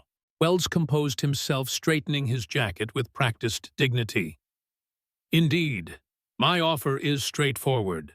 Your people will return to San Carlos Reservation immediately. In exchange, I will personally ensure improved conditions, better rations, medical supplies, educational facilities. And the copper? Ayana asked directly. The copper deposits will be developed according to territorial law. As compensation, your band will receive 1% of proceeds administered through the Bureau of Indian Affairs for your benefit. 1%, Ayana repeated flatly. Of our own resources. How generous! Extraordinarily so by current standards, Wells countered. Most tribes receive nothing when mineral rights are exercised. And if we refuse? Nalnish asked, though his tone suggested he already knew the answer. Wells's expression hardened. Then, Lieutenant Harrington will execute his orders to return hostile Indians to their designated reservation, by force, if necessary. Those are your orders, Lieutenant, Thaddeus asked, watching Harrington carefully. To attack a peaceful band, including women and children. The lieutenant straightened military bearing, reasserting itself. My orders are to return non-compliant Apache to San Carlos using appropriate force as determined by field conditions. Appropriate force, Thaddeus echoed. Like at Skeleton Canyon last summer, 43 dead, including 12 children. Harrington flinched visibly at the reference. That was a different situation. Warriors fired on troops first. Did they? Ayana interjected. Or were shots fired by scouts employed by mining interests, men like Blackwood, perhaps? The question hung in the night air, unanswered but deeply unsettling. Thaddeus could see doubt growing in Harrington's eyes, the lieutenant confronting uncomfortable possibilities about his mission. Wells, sensing the shift, stepped forward. Lieutenant, these people are clearly hostile. They've already murdered Blackwood and his men. They harbor a wanted deserter. Your duty is clear. Murdered? Thaddeus challenged. Blackwood was Wells's spy. He'd been watching this band for weeks, preparing for this exact moment when the copper deposits could be seized. Preposterous accusations from a man facing execution for desertion and murder. Wells dismissed. Lieutenant, I believe we've extended sufficient courtesy to these people. The Army's position is clear. Harrington hesitated, torn between military discipline and growing moral uncertainty. Mr. Wells, perhaps we should consider the chief's proposal. What exactly are you offering, sir? He asked Nalnish. The elder Apache straightened, dignity evident in every line of his aging frame. We claim right to remain on our ancestral lands. We develop copper ourselves with fair partners. We accept federal oversight, but not reservation. Impossible, Wells snapped. Indians lack the technical knowledge and capital for mining operations. My people lived with copper for centuries before white men came, Nalnish countered calmly. And we have partners now. He gestured toward Thaddeus. Men who understand both worlds. Wells laughed dismissively. Crane a deserter with a price on his head, hardly a reliable business partner. Not just me, Thaddeus said quietly. There are others, people in Tucson, who recognize that peaceful cooperation benefits everyone. Sarah Holloway, for instance, the missionary who's been documenting reservation conditions. The name struck home. Wells's expression flickered with something approaching concern before he mastered it. Miss Holloway's bleeding heart sentimentality has no place in territorial development discussions. No, Ayana withdrew a folded document from inside her dress. This letter suggests otherwise. From the territorial governor himself acknowledging her reports and recommending federal investigation into reservation conditions. Wells's eyes fixed on the document with naked hunger. Where did you get that? Miss Holloway entrusted it to me before returning east. Insurance, she called it. Ayana refolded the letter carefully. There are other documents, records of mineral surveys, financial arrangements between certain officials and mining interests, all safely held by trusted allies. The implied threat hung between them evidence of corruption that could destroy Wells's carefully constructed empire. Thaddeus watched the calculation in the mining magnate's eyes, the swift assessment of revised odds. Lieutenant Wells said finally, "I believe we've heard enough. These people clearly have no intention of complying with federal directives. Your orders stand." Harrington straightened military training asserting itself despite his evident discomfort. "Sir, with respect, I'm not convinced that immediate force is the appropriate response. Perhaps further negotiation." "Your career depends on following orders, Lieutenant." Wells cut him off. "Not on philosophical debates with hostiles." The naked threat silenced Harrington momentarily. Thaddeus recognized the moment's importance, the young officer balancing career ambitions against moral certainty, exactly as he himself had failed to do at Shiloh. "Lieutenant," he said quietly, "the orders you received, did they come through regular Army channels, or were they special instructions from the Territorial Governor's office, perhaps accompanied by letters of introduction to Mr. Wells?" Harrington's startled expression confirmed the guess. Wells had manipulated the mission parameters using political connections to create a private military action disguised as standard Army operations. "That's enough, Crane," Wells snapped. "Lieutenant, this parley has concluded.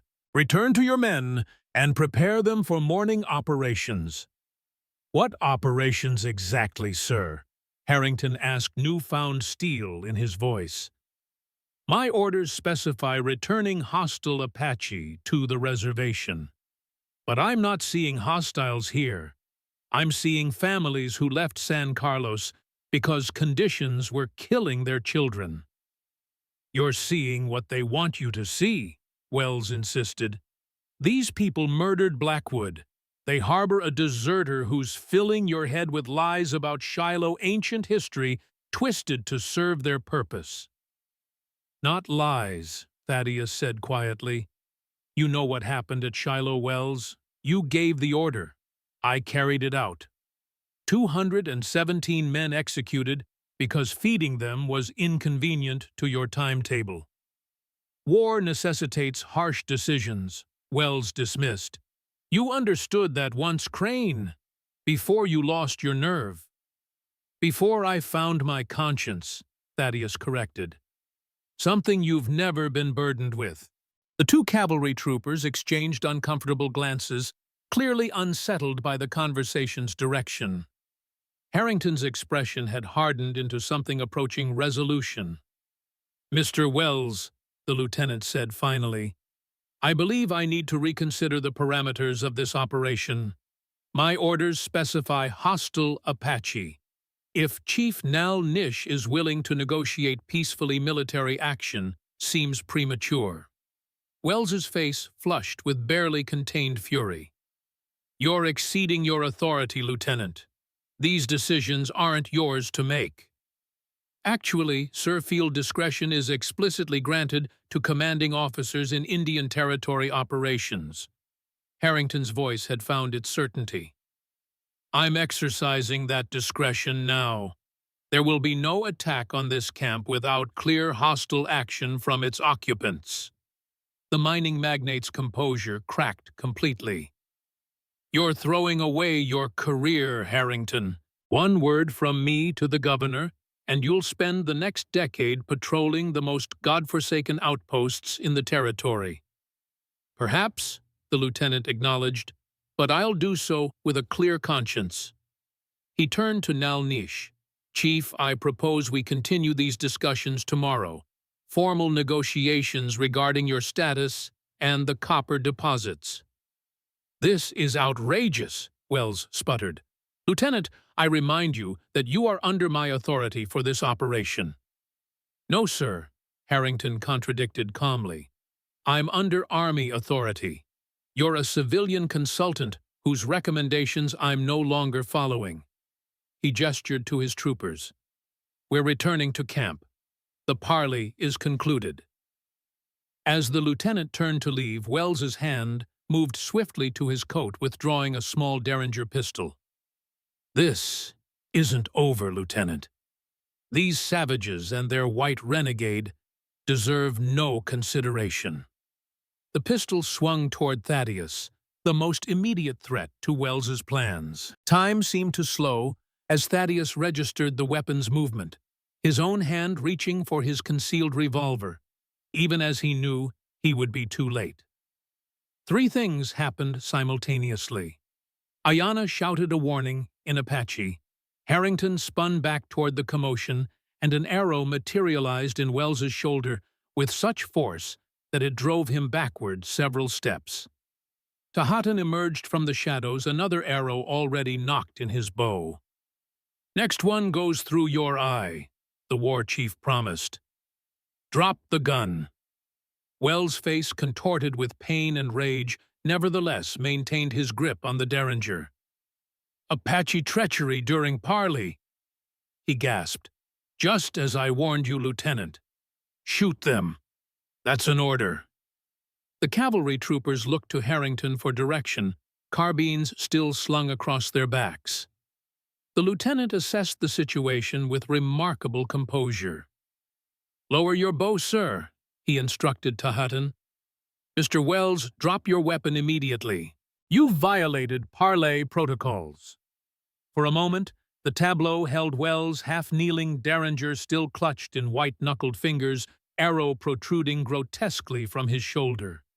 Tahatan, with drawn bow, dark eyes promising death. Harrington and his troopers caught between military duty and obvious justice. Then Wells made his decision. The Derringer swung toward Harrington, the betrayal that threatened his empire, and fired. The lieutenant staggered as the small-caliber bullet struck him in the chest. Not a killing wound, but serious enough. His troopers reacted instantly, unslinging carbines with practiced efficiency. Tahatan's second arrow took Wells in the throat before the mining magnate could fire again. Chaos erupted. Warriors materialized from surrounding cover. The cavalry troopers raised their weapons defensively. Blood spread across Harrington's uniform jacket as he struggled to remain standing. "Hold!" Thaddeus shouted, stepping between the opposing forces, hands raised. "Hold your fire, all of you!" Improbably, both sides obeyed the discipline of military training and tribal authority, asserting itself over combat instincts. Into the fragile silence, Ayanna moved swiftly to Harrington's side, examining his wound with practiced hands. "Through the shoulder," she announced. "Serious, but not fatal if treated quickly." Thaddeus turned to the troopers. "Your lieutenant needs medical attention. We have a medicine woman who can help him." The soldiers hesitated, loyalty to their officer warring with distrust of Apache medicine.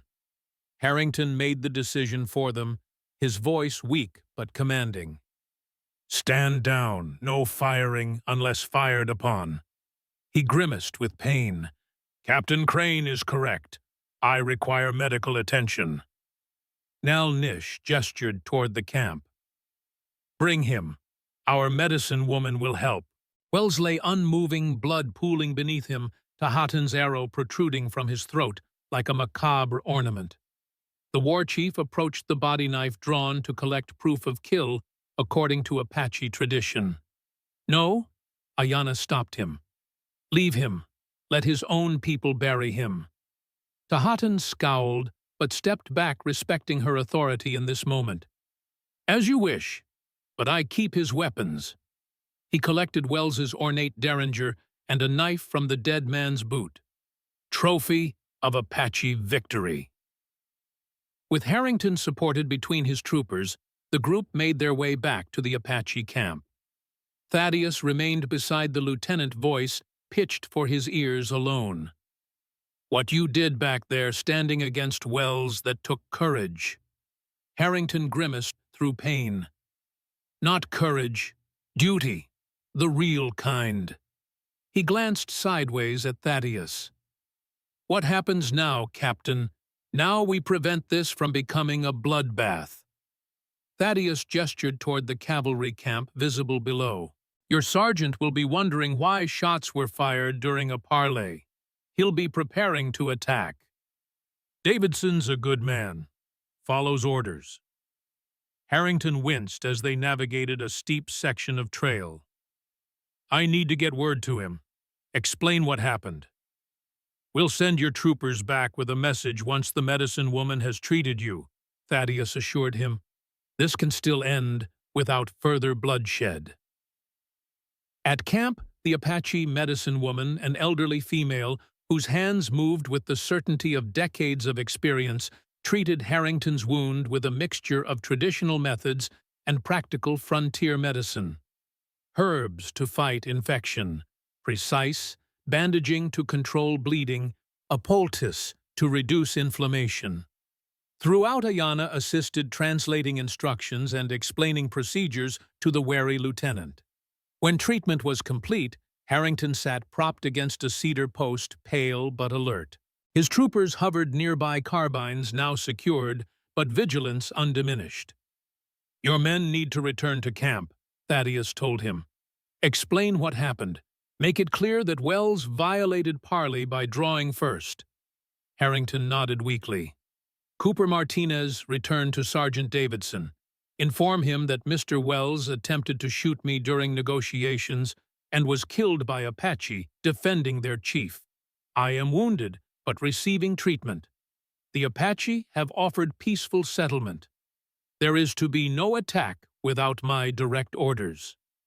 The troopers saluted crisply, though concern showed clearly in their expressions. "Sir, with respect, how do we know they won't kill you once we're gone?" "If they wanted me dead, I would be already," Harrington pointed out reasonably. "Go, that's an order." As the soldiers departed, tension remained high throughout the camp.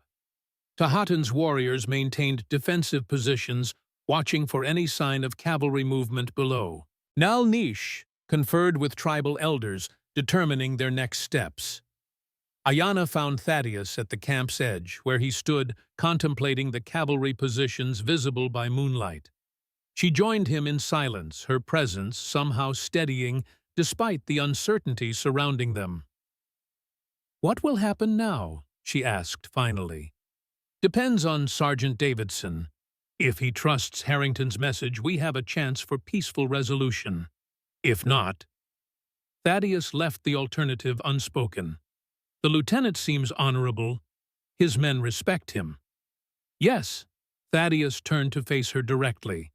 "Harrington made the choice I couldn't at Shiloh. Refused an immoral order despite the personal cost." Ayana studied him with those intelligent dark eyes that seemed to perceive more than he intended to reveal. "You would make a different choice now. That matters. Does it? The dead at Shiloh might disagree. The living here would not." She gestured toward the camp where her people continued preparations for peace or war depending on how the night unfolded. "Past actions cannot be undone. Future ones remain yours to choose." Before Thaddeus could respond, movement at the camp's opposite edge drew their attention. Nal Nish approached, accompanied by Tahatan. The war chief's expression suggested news of significance. "Cavalry moves," Tahatan reported tersely. "Not attack formation. Small group approaches trail. White flag." "Davidson sending representatives," Thaddeus concluded. "Good sign." "Or trap," Tahatan countered. "Wells's remaining men could have taken control." "Possible but unlikely." Thaddeus disagreed. "Military discipline runs deep. Davidson will follow Harrington's orders unless given compelling reason not to." Nal Nish considered both perspectives, then made his decision. "We meet them. Same place as before. Same people." He glanced at Tahatan. "No arrows this time, unless clear threat." The war chief scowled but nodded agreement. "I follow where trail leads, even peaceful one." As they prepared to meet the cavalry representatives, Harrington insisted on joining them despite his injury. "My presence will reassure Davidson," he explained. "Show him I'm being treated fairly." Supported by one of Ayana's relatives, the lieutenant joined their small delegation as they returned to the parley site. Torches illuminated the clearing this time, driving back the night's shadows, creating a pool of light in which truth might potentially emerge. 3 riders approached from below Sergeant Davidson, leading flanked by 2 troopers. Their expressions as they dismounted revealed a mixture of relief at seeing Harrington alive and continuing wariness toward the Apache. "Lieutenant," Davidson saluted crisply. "Good to see you, sir. We received your message regarding Mr. Wells." "The situation has changed significantly, Sergeant," Harrington confirmed, voice steady, despite his pallor. "Mr. Wells violated parley protocols, attempting to shoot both myself and Captain Crane when negotiations didn't proceed as he wished." Davidson's weathered face registered shock. "He shot you, sir. A civilian firing on an army officer." "Indeed, these people saved my life. Their medicine woman treated my wound." Harrington gestured toward his bandaged shoulder. "We've been misled about this mission, Sergeant. These aren't hostiles. They're families who left San Carlos because conditions there were killing their children." The sergeant processed this information with the pragmatism of a career soldier who had seen political interference in military operations before. "Your orders, sir. We maintain position until morning.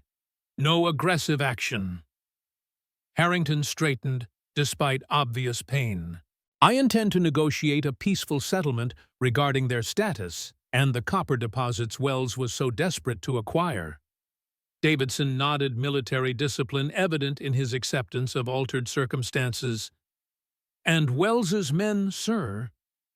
"The remaining 4 are becoming agitated, talking about Apache treachery, demanding we attack to avenge their employer."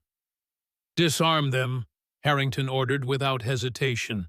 "Hold them under guard until we return to Fort Grant. They're civilians without military authority." "Yes, sir."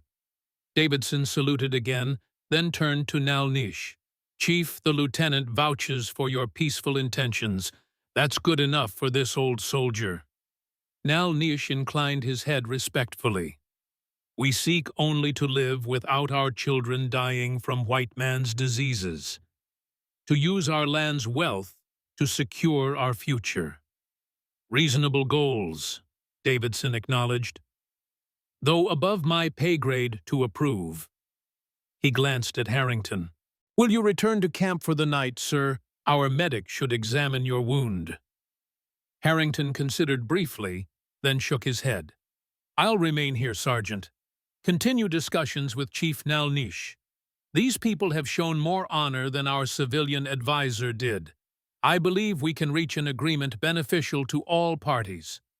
The decision surprised everyone, Apache and cavalry alike. Lieutenant Harrington, choosing to remain in an Apache camp rather than return to military protection, represented a profound shift in the power dynamics of the situation. "Sir, are you certain?" Davidson asked quietly. "The men would feel better with you among us." "Assure them I'm safe and pursuing diplomatic solutions as authorized by field discretion protocols." Harrington's expression softened slightly. "And tell Cooper his concern is noted but unnecessary. These people could have killed me when Wells attacked. Instead, they saved my life."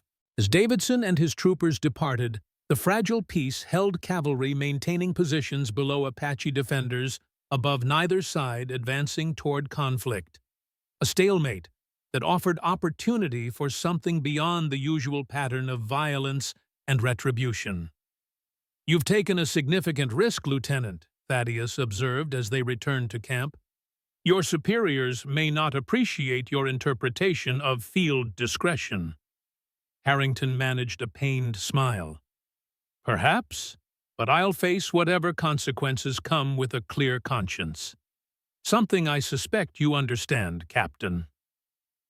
The observation struck uncomfortably close to Thaddeus's own journey, the belated awakening to moral responsibility that had driven him from military service after Shiloh. The lieutenant was making a better choice earlier in his career without the burden of atrocity already committed. At camp, Nalnish called council tribal elders warriors and their unusual visitors gathering around the central fire to determine next steps. Harrington, despite injury and exhaustion, participated fully in the discussions that followed, demonstrating unexpected openness to Apache perspectives. As dawn approached with negotiations continuing in multiple languages, Thaddeus found himself once again standing apart, watching the unlikely alliance forming between people history had cast as enemies. Ayanna joined him, her presence becoming a pattern he found himself anticipating. "The lieutenant surprises me," she admitted. "I did not expect a white officer to listen so carefully to our concerns." "Harrington's young, but he's seen enough to recognize injustice," Thaddeus replied. "He doesn't want Shiloh on his conscience." "And you, what do you want after this ends?" The question caught him unprepared. Since Shiloh Thaddeus had existed in perpetual present tense, surviving each day without thought for futures, he didn't believe he deserved. The concept of wanting something beyond immediate necessities felt foreign. "I haven't considered it," he admitted finally. "For years, I've just been running. From Shiloh, from myself. And now. He searched for words to express the shifting landscape within himself. "Now I'm tired of running, of being nobody from nowhere, of having nothing worth fighting for." Ayanna's expression remained carefully neutral, though something flickered in her eyes. "Our marriage was arranged for political necessity. When this danger passes, you would be free to go your own way. No one would fault you." The statement contained a question Thaddeus hadn't allowed himself to consider.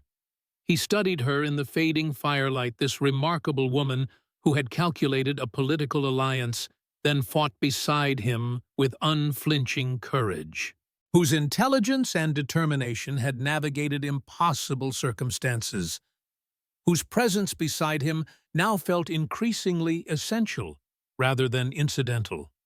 "What if I don't want freedom?" he asked quietly. "What if I want to stay?" The careful composure that typically masked Ayanna's emotions slipped momentarily, revealing something vulnerable beneath. "Why would you choose that life between worlds is never easy? Neither white nor Apache would fully accept you." "I've been between worlds since Shiloh," Thaddeus replied. "At least here, that position serves a purpose beyond my own survival." Before she could respond, Tahatan approached, his expression unusually thoughtful. "Nalnish calls for you both. The soldier chief makes offer. Important decision." They returned to the council fire where Harrington, looking exhausted but determined, sat beside Nalnish. The lieutenant gestured for them to join the circle. "Captain Crane, Mrs. Crane," he acknowledged formally. "I've proposed a possible solution to our situation, one that requires your participation to succeed." Thaddeus nodded for him to continue, noting the use of Mrs. Crane, the lieutenant's formal acknowledgement of their marriage as legitimate. "I believe I can convince territorial authorities to establish a different arrangement for Nalnish's band," Harrington explained. "Not reservation confinement, but a designated homeland with mineral rights preserved for tribal benefit." "The army would permit this?" Ayanna asked skeptically. "With proper oversight and guarantees against hostilities, yes." Harrington winced as his wound troubled him. "But it requires a liaison, someone who understands both Apache culture and American legal frameworks, someone who can navigate between worlds." Understanding dawned. "You're suggesting we remain as intermediaries," Thaddeus concluded. between your government and Nal-Nisha's people. Precisely. Harrington nodded. Your military background gives you credibility with authorities. Mrs. Crane's education and cultural knowledge provides essential perspective. Together, you represent exactly the bridge these circumstances require. The proposal hung in the air, unexpected, challenging, filled with both opportunity and risk. Thaddeus glanced at Ayanna, searching her expression for reaction. What guarantees would we have against another Wells appearing? She asked practically. Another powerful man deciding our copper makes us inconvenient. Legal documentation, federal recognition of tribal mineral rights, Army protection against private interests. Harrington spoke with growing conviction. And my personal commitment to ensure the arrangement is honored. A considerable risk to your career, Lieutenant, Thaddeus observed. A necessary one. Harrington straightened despite obvious pain. I joined the Army to protect American citizens, not to enforce unjust policies against people fighting for survival. If that costs me advancement, so be it. The young officer's moral clarity struck Thaddeus forcefully, the path he himself should have taken at Shiloh, refusing immoral orders regardless of consequences. Harrington was offering him a chance to balance those scales, to use his military knowledge in service of protection rather than destruction. What does Nal-Nish think of this proposal? He asked, turning to the elder. The tribal leader considered his response carefully. I think Lieutenant speaks with straight tongue, offers path that keeps our people together on our land with dignity. He glanced at his daughter. But decision not mine alone. Ayanna and Tahatan must agree also. Tahatan, who had been listening silently from the circle's edge, stepped forward. I do not trust white government. Their papers mean nothing when gold or copper is found. His fierce gaze fixed on Thaddeus. But I trust warrior who returns to warn enemies of danger, who fights beside Apache against his own kind. He nodded once, decision made. I support this path. We'll watch to ensure promises kept. All eyes turned to Ayanna, whose decision carried the weight of both traditional and progressive Apache perspectives. She had orchestrated the political marriage that brought Thaddeus into their circle. Now she would determine whether that arrangement evolved into something more permanent. This arrangement would require us to remain together, she said, finally meeting Thaddeus's gaze directly. A marriage of convenience becoming a lifetime commitment. Yes, he acknowledged. Is that something you could accept? For the first time since he'd known her, Ayanna's composure faltered completely, revealing the woman beneath the carefully maintained public persona. I arranged our marriage believing you would eventually leave, that all white men leave in the end. I'm not leaving, Thaddeus stated simply. Not unless you want me to. The profound silence that followed contained questions neither had voiced directly about feelings that had evolved beyond political calculation, about possibilities neither had allowed themselves to consider amid crisis. Then, we accept Lieutenant Harrington's proposal. Ayanna announced her decision, applying to both the political arrangement and the personal one underlying it. We will build this bridge between worlds. As dawn broke over Black Mesa, painting the landscape in hope's colors, Thaddeus realized he had finally stopped running, found someone worth fighting for. A future that offered no guarantees except the certainty of challenge and the possibility of redemption. The copper that had nearly destroyed Nal-Nisha's people might now ensure their survival. The military experience that had made Thaddeus an instrument of atrocity at Shiloh might now protect those society deemed expendable. The cultural knowledge Ayanna had acquired through forced assimilation might now preserve traditional ways rather than erasing them.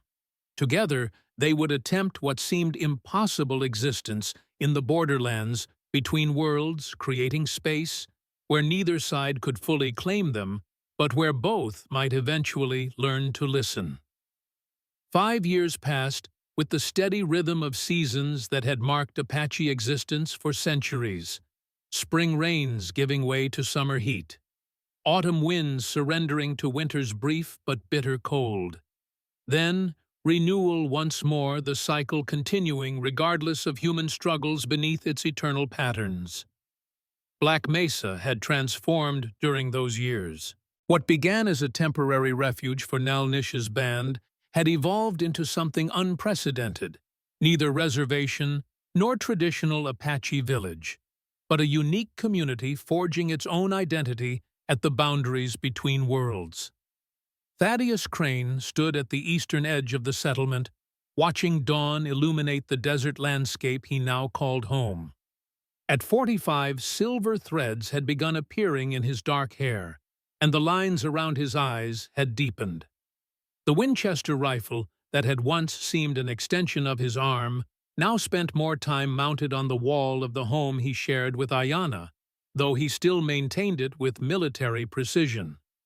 Below the mesa, copper mining operations were visible small-scale excavations managed by Apache workers under the direction of engineers from Tucson. The arrangement had taken years to perfect, with constant negotiations, setbacks, and occasional threats to the fragile peace. But it had survived, providing sustainable income that allowed the community to thrive without surrendering cultural identity. The sound of approaching footsteps broke his contemplation. Ayanna joined him at the overlook, passing him a steaming cup of coffee. She had changed, too, over the years, still possessed of the quiet dignity that had first impressed him, but with a confidence that came from repeated success in navigating impossible situations. Her position as official tribal representative to territorial authorities had earned respect from both Apache and white officials. "You're up early," she observed, sipping from her own cup. "Couldn't sleep. Too much on my mind." She nodded, understanding. Today marked a significant milestone. Lieutenant Harrington, now Captain Harrington, was arriving with representatives from Washington. The experimental arrangement at Black Mesa was being evaluated for possible implementation with other tribes throughout the territory. "Are you worried about the delegation?" she asked.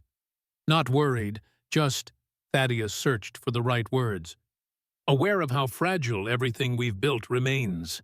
How quickly it could be dismantled if the wrong person gains influence. Like another Wells. There are always more Wells in the world. Men who see other humans as obstacles to profit." He gestured toward the mining operations. "We've been fortunate so far.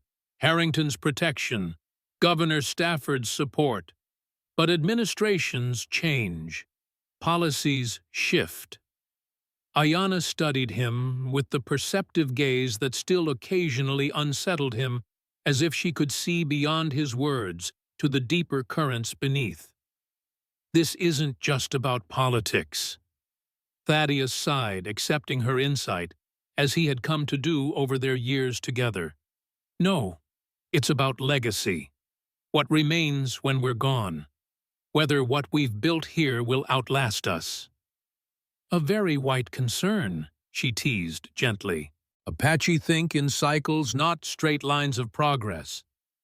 "Perhaps that's why we complement each other so well," he replied with a slight smile. "Your circles, my lines." The conversation paused as both turned at the sound of childish laughter from the path below. A young girl of perhaps 4 years raced toward them, black hair streaming behind her, followed by an older boy attempting to maintain dignity while still keeping pace. "Papa, Mama," the girl called, launching herself into Thaddeus's arms with complete confidence he would catch her. "Thomas says the important people from Washington will take me away to school. Is that true?" Thaddeus lifted her easily, settling her on his hip with practiced motion. "No, Grace. Nobody's taking you anywhere unless your mother and I agree it's best for you. And that won't be for many years. He glanced at Thomas, the 8-year-old son of Tahatan, who had become inseparable from Grace despite their age difference. The boy maintained a respectful distance, still uncertain of his place in the complex family dynamics. Thomas was just telling stories, Ayanna reassured her daughter in a gentle tone that held no accusation. Like your grandfather does. Stories help us prepare for different possibilities. Thomas shifted uncomfortably under adult attention. My father says white officials always want Indian children for their schools, to make them forget their people. The observation, painfully accurate, highlighted the ongoing tensions between traditional Apache perspectives and the compromises that had allowed Black Mesa to exist. Tahatan, while grudgingly accepting the arrangement, remained vigilant against cultural erosion. Some white officials believe education should replace traditional knowledge, Ayanna acknowledged, but here we're creating something different, learning from both worlds without surrendering either. The settlement school embodied this philosophy, children studying English mathematics and American history alongside Apache language traditions and survival skills. Ayanna herself taught classes, as did other educated tribal members, maintaining control over how knowledge was transmitted to the next generation. Is that why Captain Harrington is coming? Grace asked with the directness of childhood. To see our school. Partly, Thaddeus confirmed. He wants to show his friends from Washington how Apache and white people can work together instead of fighting. He set her down gently. Now both of you should get ready. The visitors will arrive soon, and we want to make a good impression. As the children raced back toward the settlement, Ayanna touched Thaddeus's arm lightly. You didn't mention your concerns about Washington to Grace. She's 4. She deserves a few more years believing her world is secure. He covered her hand with his own. Though Thomas will probably tell her his father's more pessimistic version before sunset. Balance, Ayanna reminded him. She needs both perspectives, hope and caution, just as our community needs both our approaches. Their marriage had evolved beyond political arrangement into genuine partnership, though not without struggles. Cultural differences that seemed minor during crisis had revealed themselves as significant during daily life. Thaddeus's ingrained military precision clashed with Apache circular time concepts. Ayanna's communal decision-making traditions frustrated his desire for efficient action. Yet through persistent effort and mutual respect, they had constructed something neither could have achieved alone, a relationship that embodied the very bridge they were attempting to build between their peoples. We should join the welcome preparations, Ayanna suggested, finishing her coffee. Nal Nish wants the delegation greeted with full ceremony. Thaddeus nodded agreement, taking a final moment to survey the landscape that had become home. 5 years ago, he'd been a hollow man running from his past. Now he stood rooted in present commitments with genuine concern for the future, not just his own, but that of an entire community that had granted him belonging. The settlement had grown substantially since its beginnings. What started as temporary wiki-ups had evolved into more permanent structures, some traditional Apache designs, others incorporating architectural elements from frontier settlements. Gardens flourished in carefully tended plots. Horses grazed in fenced corrals. A small sawmill operated near the stream that provided the community's water. Most significant was the central building that served multiple functions, school meeting hall and administrative center, where Thaddeus and Ayanna managed the complex relationship between tribal autonomy and federal oversight. Built from locally quarried stone and pine timbers, it represented the community's permanence and legitimacy. As they walked toward this building where preparations for the delegation were underway, familiar figures emerged from various dwellings. Nal Nish, now in his 70s, but still possessed of remarkable vitality, directing younger men in arranging ceremonial displays. Sarah Holloway, the missionary turned tribal advocate, organizing documentation that demonstrated the settlement's achievements, and Tahatan, supervising warriors who would perform demonstration exhibitions for the visitors. The war chief acknowledged Thaddeus with a curt nod, the most welcome he ever offered, despite years of working together. Their relationship remained professional rather than friendly, united by common purpose, rather than personal affinity. Lieutenant Harrington approaches, a young scout called from his position on the mesa's edge. 6 riders with him. Captain Harrington now, Thaddeus corrected automatically. Remember your protocols, everyone. These officials will be evaluating everything they see. The delegation arrived with the formality of official Washington Captain Harrington, leading, followed by 3 men in expensive Eastern suits that seemed absurdly inappropriate for desert conditions. 2 Army officers completed the party, their uniforms immaculate despite the dusty journey. Harrington himself had changed significantly since their first encounter.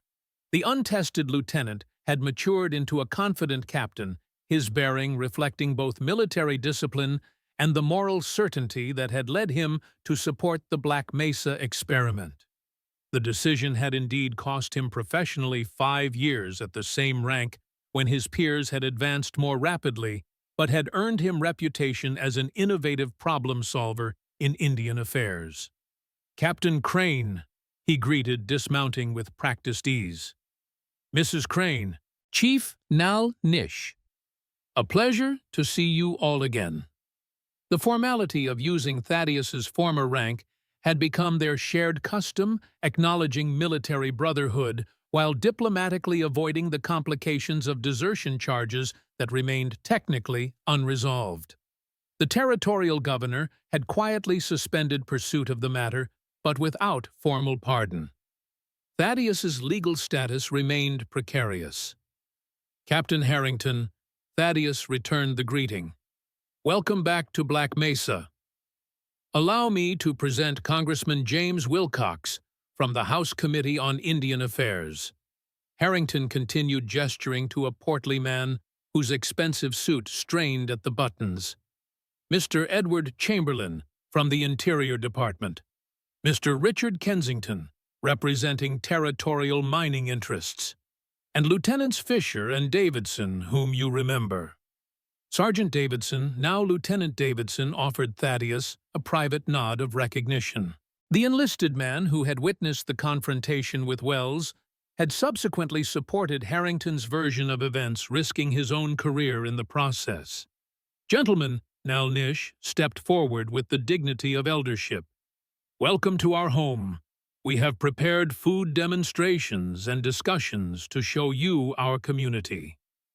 Congressman Wilcox mopped his brow with a monogrammed handkerchief, clearly uncomfortable in the desert heat. "Yes, well, Chief, Nal Nish is it? We appreciate your hospitality, but must insist on proceeding directly to business matters. Our schedule is quite compressed."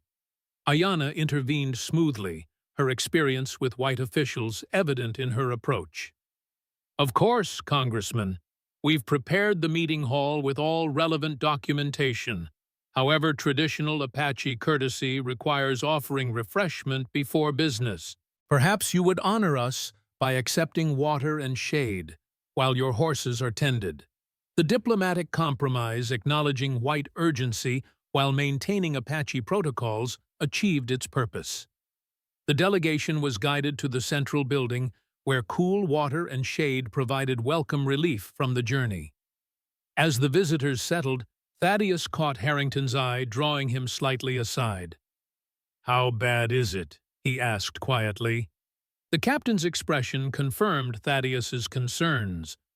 "Mining interests are pushing hard for revised arrangements. Copper prices have risen significantly. The success of your operation has attracted attention from parties who believe they could extract greater profits with less cultural accommodation." "Kensington," Harrington nodded, "represents a consortium that's been lobbying Washington extensively. They've proposed a new management structure that would effectively eliminate tribal control while maintaining the illusion of partnership." and the congressman, deeply invested in mining interests back east. Sympathetic to Kensington's position, though he maintains public commitment to Indian welfare. Harrington glanced toward where Wilcox was awkwardly accepting a ceremonial greeting from Nal Nish. The Interior Department is more balanced. Chamberlain seems genuinely interested in the educational and governance models you've established. The assessment confirmed what Thaddeus had suspected from correspondence over recent months. The fragile balance they had maintained for 5 years was facing its most serious challenge. "What's your advice?" he asked the captain. "Focus on results, production figures, health statistics, educational achievements." Harrington spoke with the directness of military brevity. "Economic arguments will sway Wilcox more than humanitarian ones, and keep Tahatan from antagonizing them. The war chief's hostility makes them nervous." Understood. They rejoined the main group as formalities concluded and substantive discussions began. For the next 3 hours, Thaddeus and Ayanna presented the Black Mesa model in meticulous detail: copper production data, profit-sharing arrangements, health improvements compared to reservation populations, educational advancements among tribal children. Throughout, Congressman Wilcox asked pointed questions about efficiency and profitability, while Kensington repeatedly suggested improvements that would effectively transfer control to outside interests. Chamberlain focused on governance structures and educational methods, taking detailed notes with apparent genuine interest. "Your production figures are respectable," Wilcox acknowledged finally. "But Mr. Kensington's consortium projects potential yields 3 times greater with proper industrial methods." "At what cost?" Ayanna questioned directly. "Proper industrial methods typically involve environmental degradation that would destroy traditional hunting grounds, health impacts on workers without adequate safety measures, cultural disruption as outside laborers flood the region." "Progress requires adaptation, Mrs. Crane," Kensington replied with practiced smoothness. "Surely you, of all people, understand the benefits of embracing modern methods." "I understand the difference between adaptation and exploitation, Mr. Kensington." Ayanna's composure remained unruffled despite the implied condescension. "Our approach balances sustainable extraction with cultural preservation and environmental stewardship."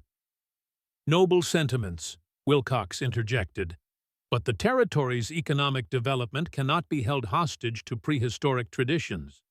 The copper deposits beneath this mesa represent significant national interest as electrical infrastructure expands." Thaddeus recognized the shifting momentum. Wilcox and Kensington had arrived with predetermined conclusions, using the visit merely to justify decisions already made in Washington boardrooms. Before he could formulate response, Nal Nish spoke with the measured wisdom of age. "When I was young," the elder began, "Army officers told us progress required Apache to forget our ways, live on reservation, farm desert land that would not grow corn, watch our children die from diseases we could not fight." He gazed steadily at Wilcox. "This was called civilization." The congressman shifted uncomfortably but held the elder's gaze. "Now we show different path," Nal Nish continued. "We mine copper, sell to white markets, send children to school, learn English, pay taxes." His weathered hand gestured toward the settlement visible through the windows. "But we remain Apache, keep our stories, hunt our food, teach our children both worlds." "A commendable compromise," Chamberlain acknowledged. But Congressman Wilcox raises valid questions about economic efficiency. "Efficiency," Thaddeus interjected, recognizing the moment to shift tactics. "An interesting standard, gentlemen. By what metrics do you measure it? Production volume per investment dollar, obviously, Kensington replied with faint derision. Standard business practices. And what value do you assign to preventing another Apache war? Thaddeus asked bluntly. To avoiding military expenditures required to subdue a population fighting for survival. To eliminating the administrative costs of managing poverty-stricken reservations. The directness of the question created momentary silence. Harrington suppressed a smile, recognizing Thaddeus's strategic pivot from humanitarian appeals to cold financial calculus. The Black Mesa model costs the federal government precisely nothing, Thaddeus continued into the silence. No soldiers required, no Indian agents dispensing inadequate rations, no epidemics requiring medical intervention. He placed a ledger before Wilcox. This community generates tax revenue rather than consuming federal resources, a unique circumstance in Indian affairs, I believe. Wilcox examined the figures with newfound interest. These tax contributions are verified by territorial authorities, Harrington confirmed, paid quarterly since the operation achieved profitability in the second year. Furthermore, Ayanna added, our educational program produces graduates literate in English, mathematics, and basic sciences without requiring expensive boarding schools or federal teachers. The conversation shifted subtly, economic arguments gaining traction, where cultural preservation had failed to move the congressman. As discussions continued through the afternoon, with inspection tours of mining operations and the school, Thaddeus observed gradual changes in the delegation's perspectives, not wholesale conversion, but incremental recognition that the Black Mesa model offered advantages beyond humanitarian considerations.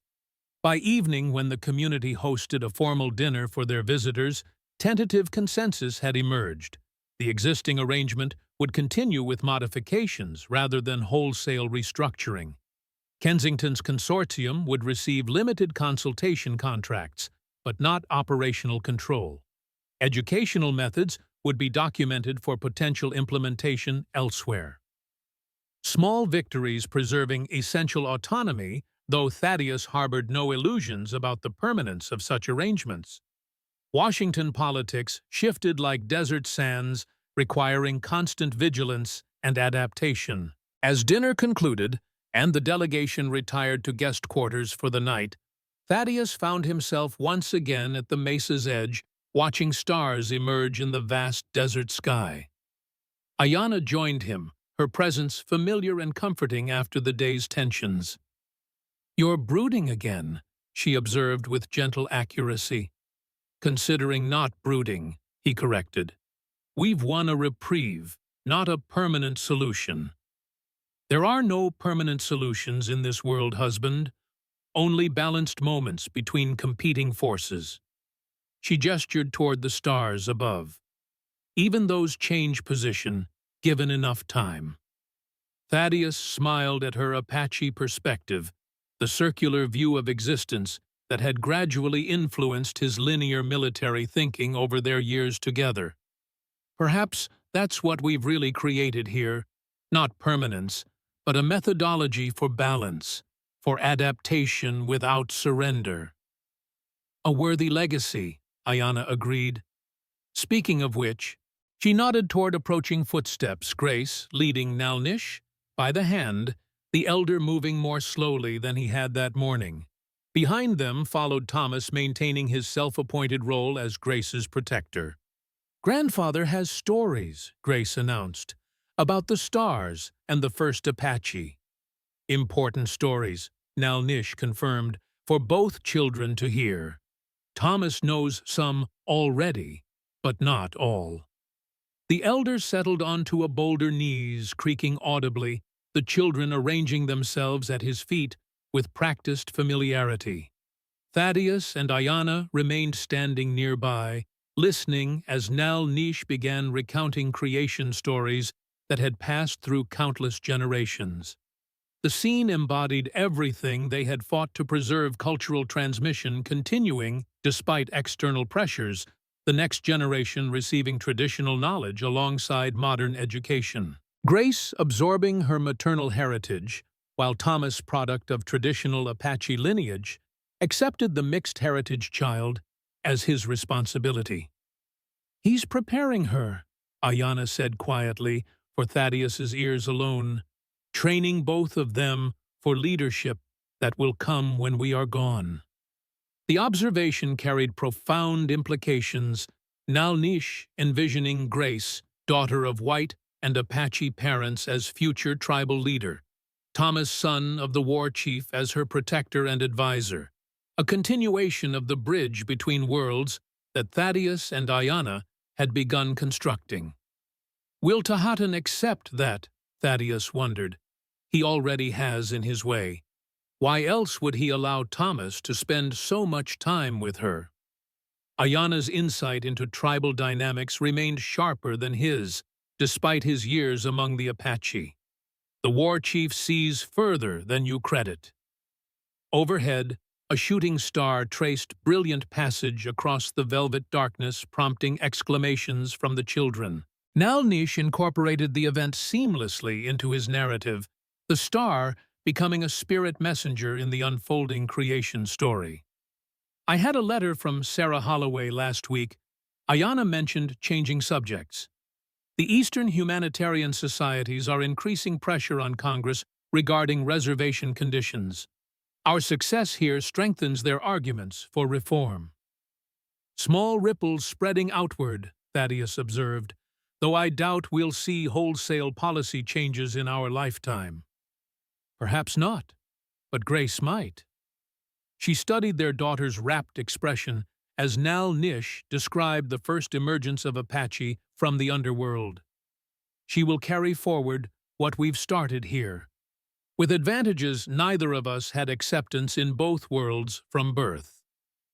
The assessment seemed optimistic to Thaddeus, who remained acutely aware of prejudices that would challenge their daughter throughout life.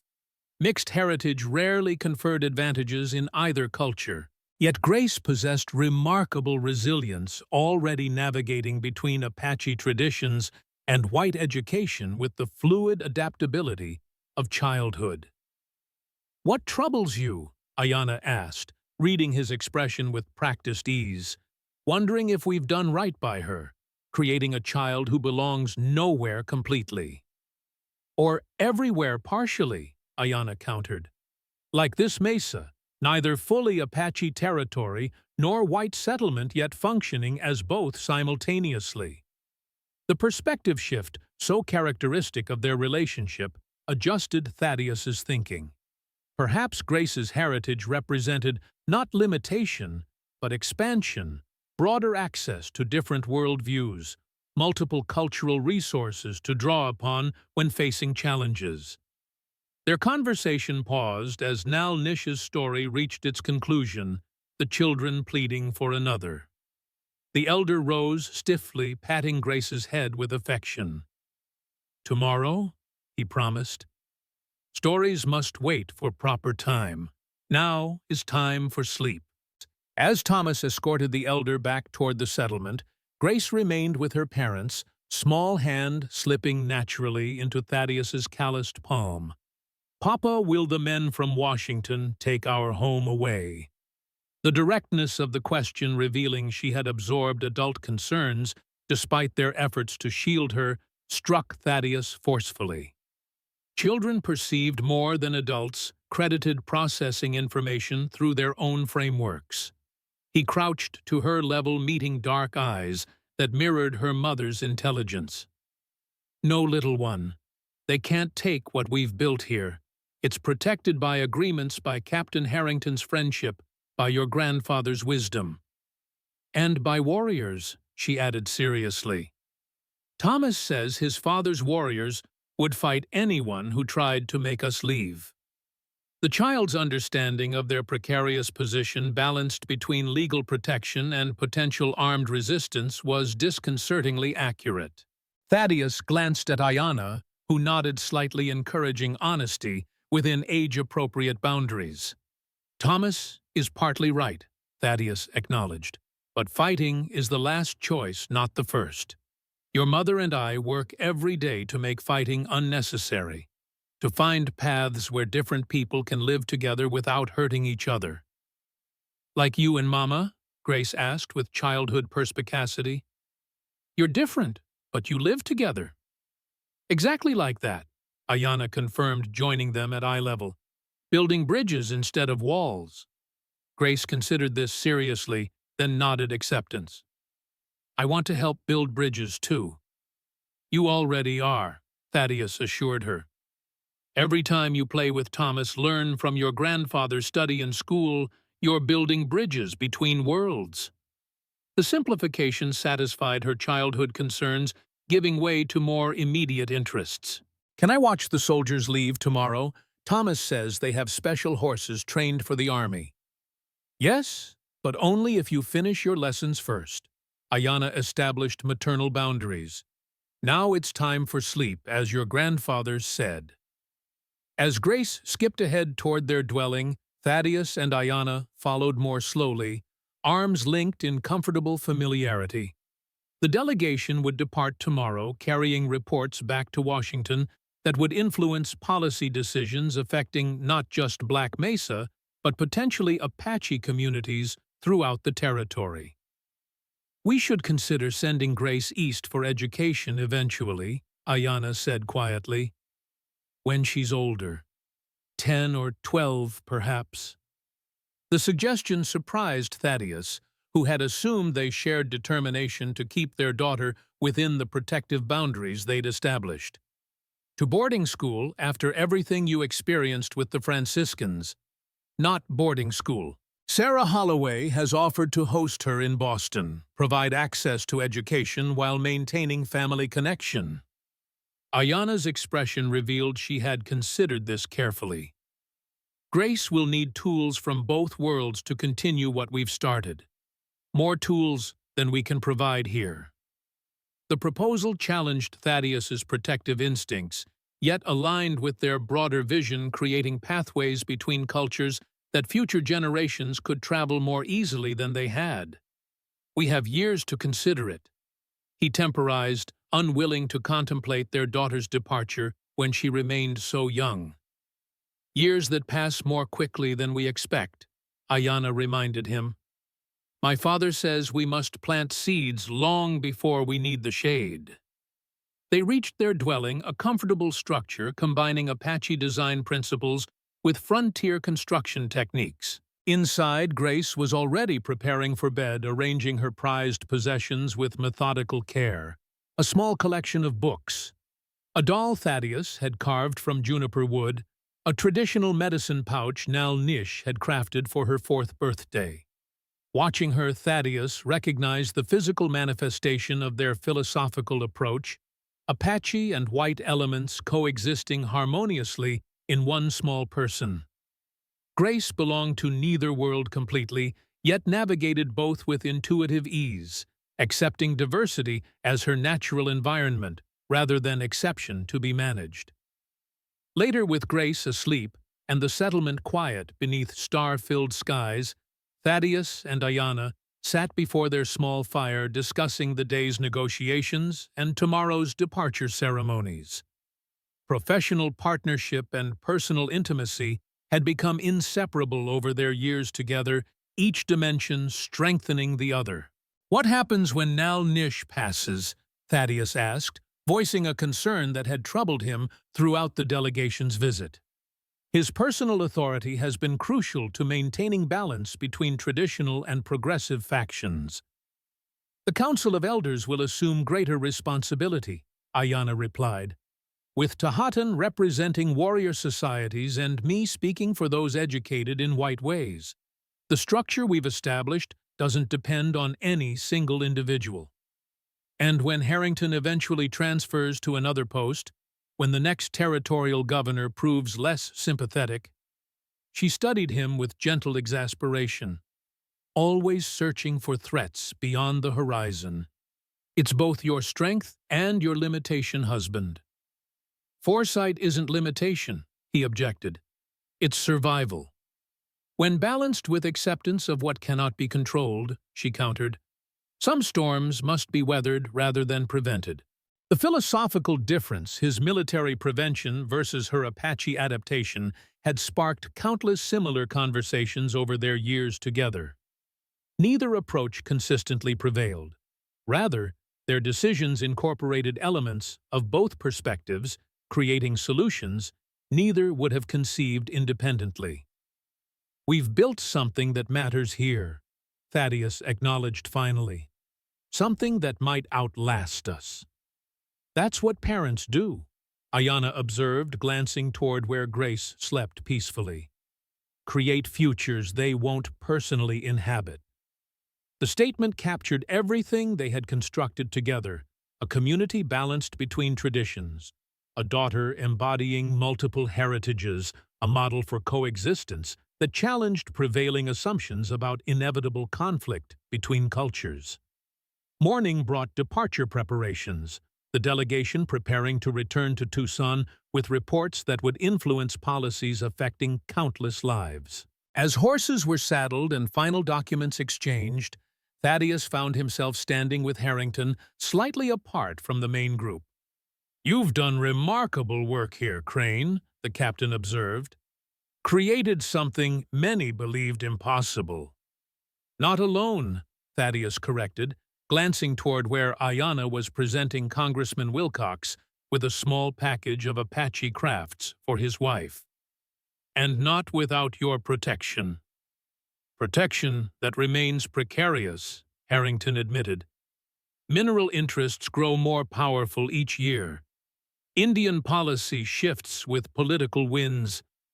What you've built here challenges too many assumptions to remain comfortable for authorities. Yet it exists," Thaddeus noted, demonstrating alternatives to conflict and subjugation, proving that cultural preservation and economic development aren't mutually exclusive. Harrington nodded thoughtfully. "Perhaps that's legacy enough, proving possibility, even if the model isn't universally adopted." Legacy.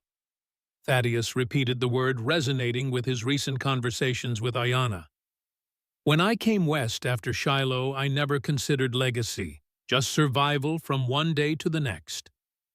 And now," Thaddeus surveyed the settlement, Apache families engaged in morning activities, the school where children learned in 2 languages, the modest mining operations that provided economic foundation without environmental devastation. "Now I understand that legacy isn't what you leave behind," he said finally. "It's who you leave behind.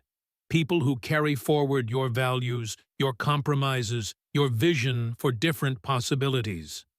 Harrington followed his gaze to where Grace stood beside Thomas, both children watching the soldiers with undisguised fascination. "The next generation of bridge builders."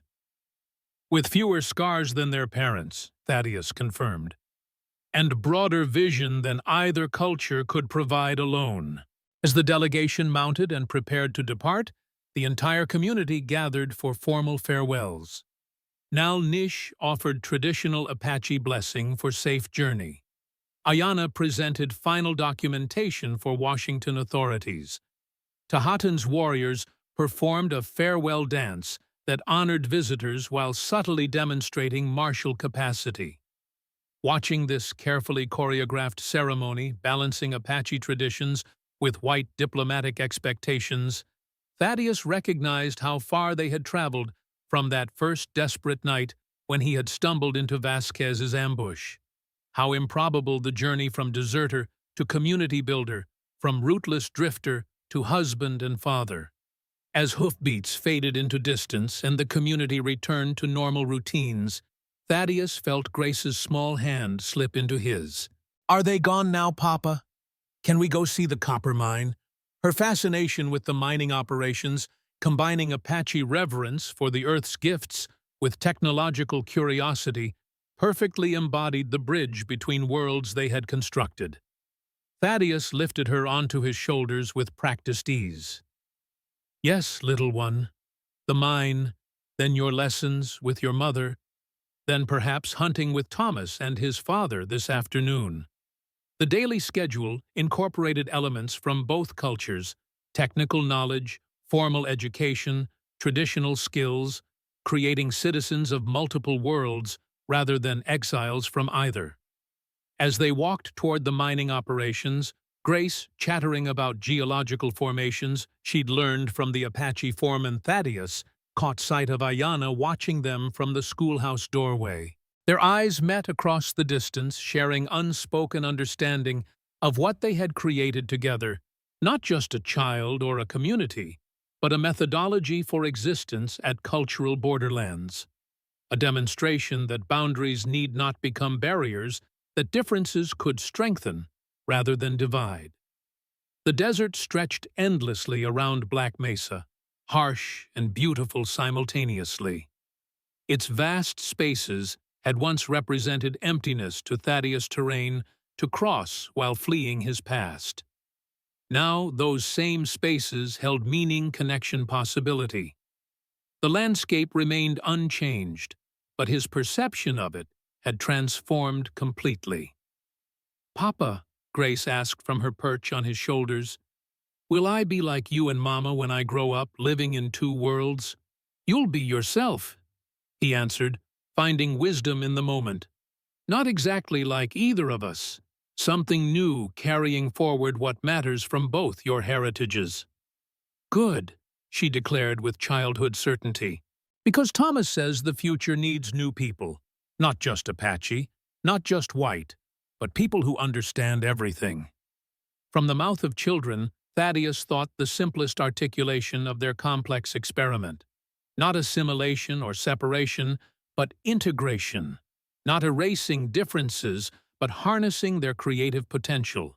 Not retreating to cultural isolation, but advancing toward shared humanity. As they reached the mine entrance, where Apache workers, using modern techniques, extracted copper that connected their remote community to global markets, Thaddeus recognized the physical manifestation of their philosophical approach. Traditional knowledge, guiding technological application. Respect for the earth balanced with practical necessities. Past wisdom informing future possibilities. "The desert never forgets those who listen to its voice," Grace recited, quoting her grandfather's teaching with perfect recall. "It speaks differently to different ears, but always tells truth." The observation, mystical to white perception, practical to Apache understanding, captured the essence of their border existence. Different perspectives, perceiving the same reality, neither completely right nor entirely wrong.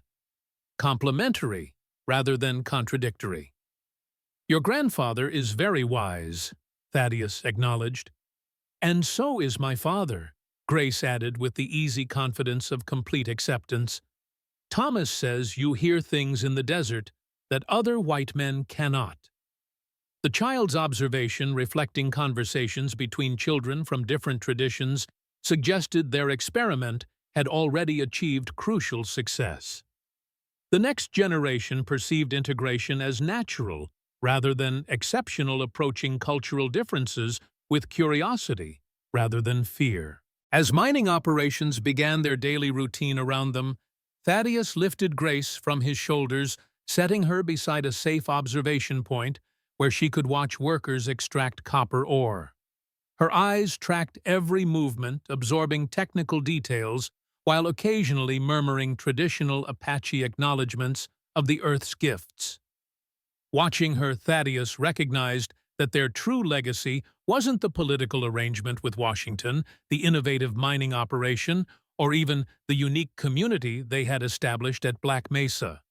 Those achievements, while significant, remained vulnerable to shifting policies and economic pressures.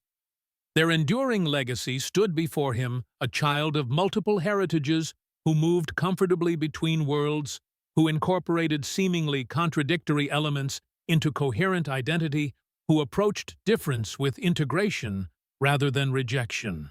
The desert stretched eternally around them, indifferent to human aspirations, yet somehow nurturing them despite its harshness. Apache had survived here for centuries by adapting to its realities rather than attempting to conquer them. Perhaps their approach to cultural contact could follow similar wisdom: adaptation without surrender, integration without erasion, respect for boundaries, without treating them as barriers. Desert never forgets those who listen to its voice. Thaddeus repeated softly the phrase, carrying new meaning with each iteration.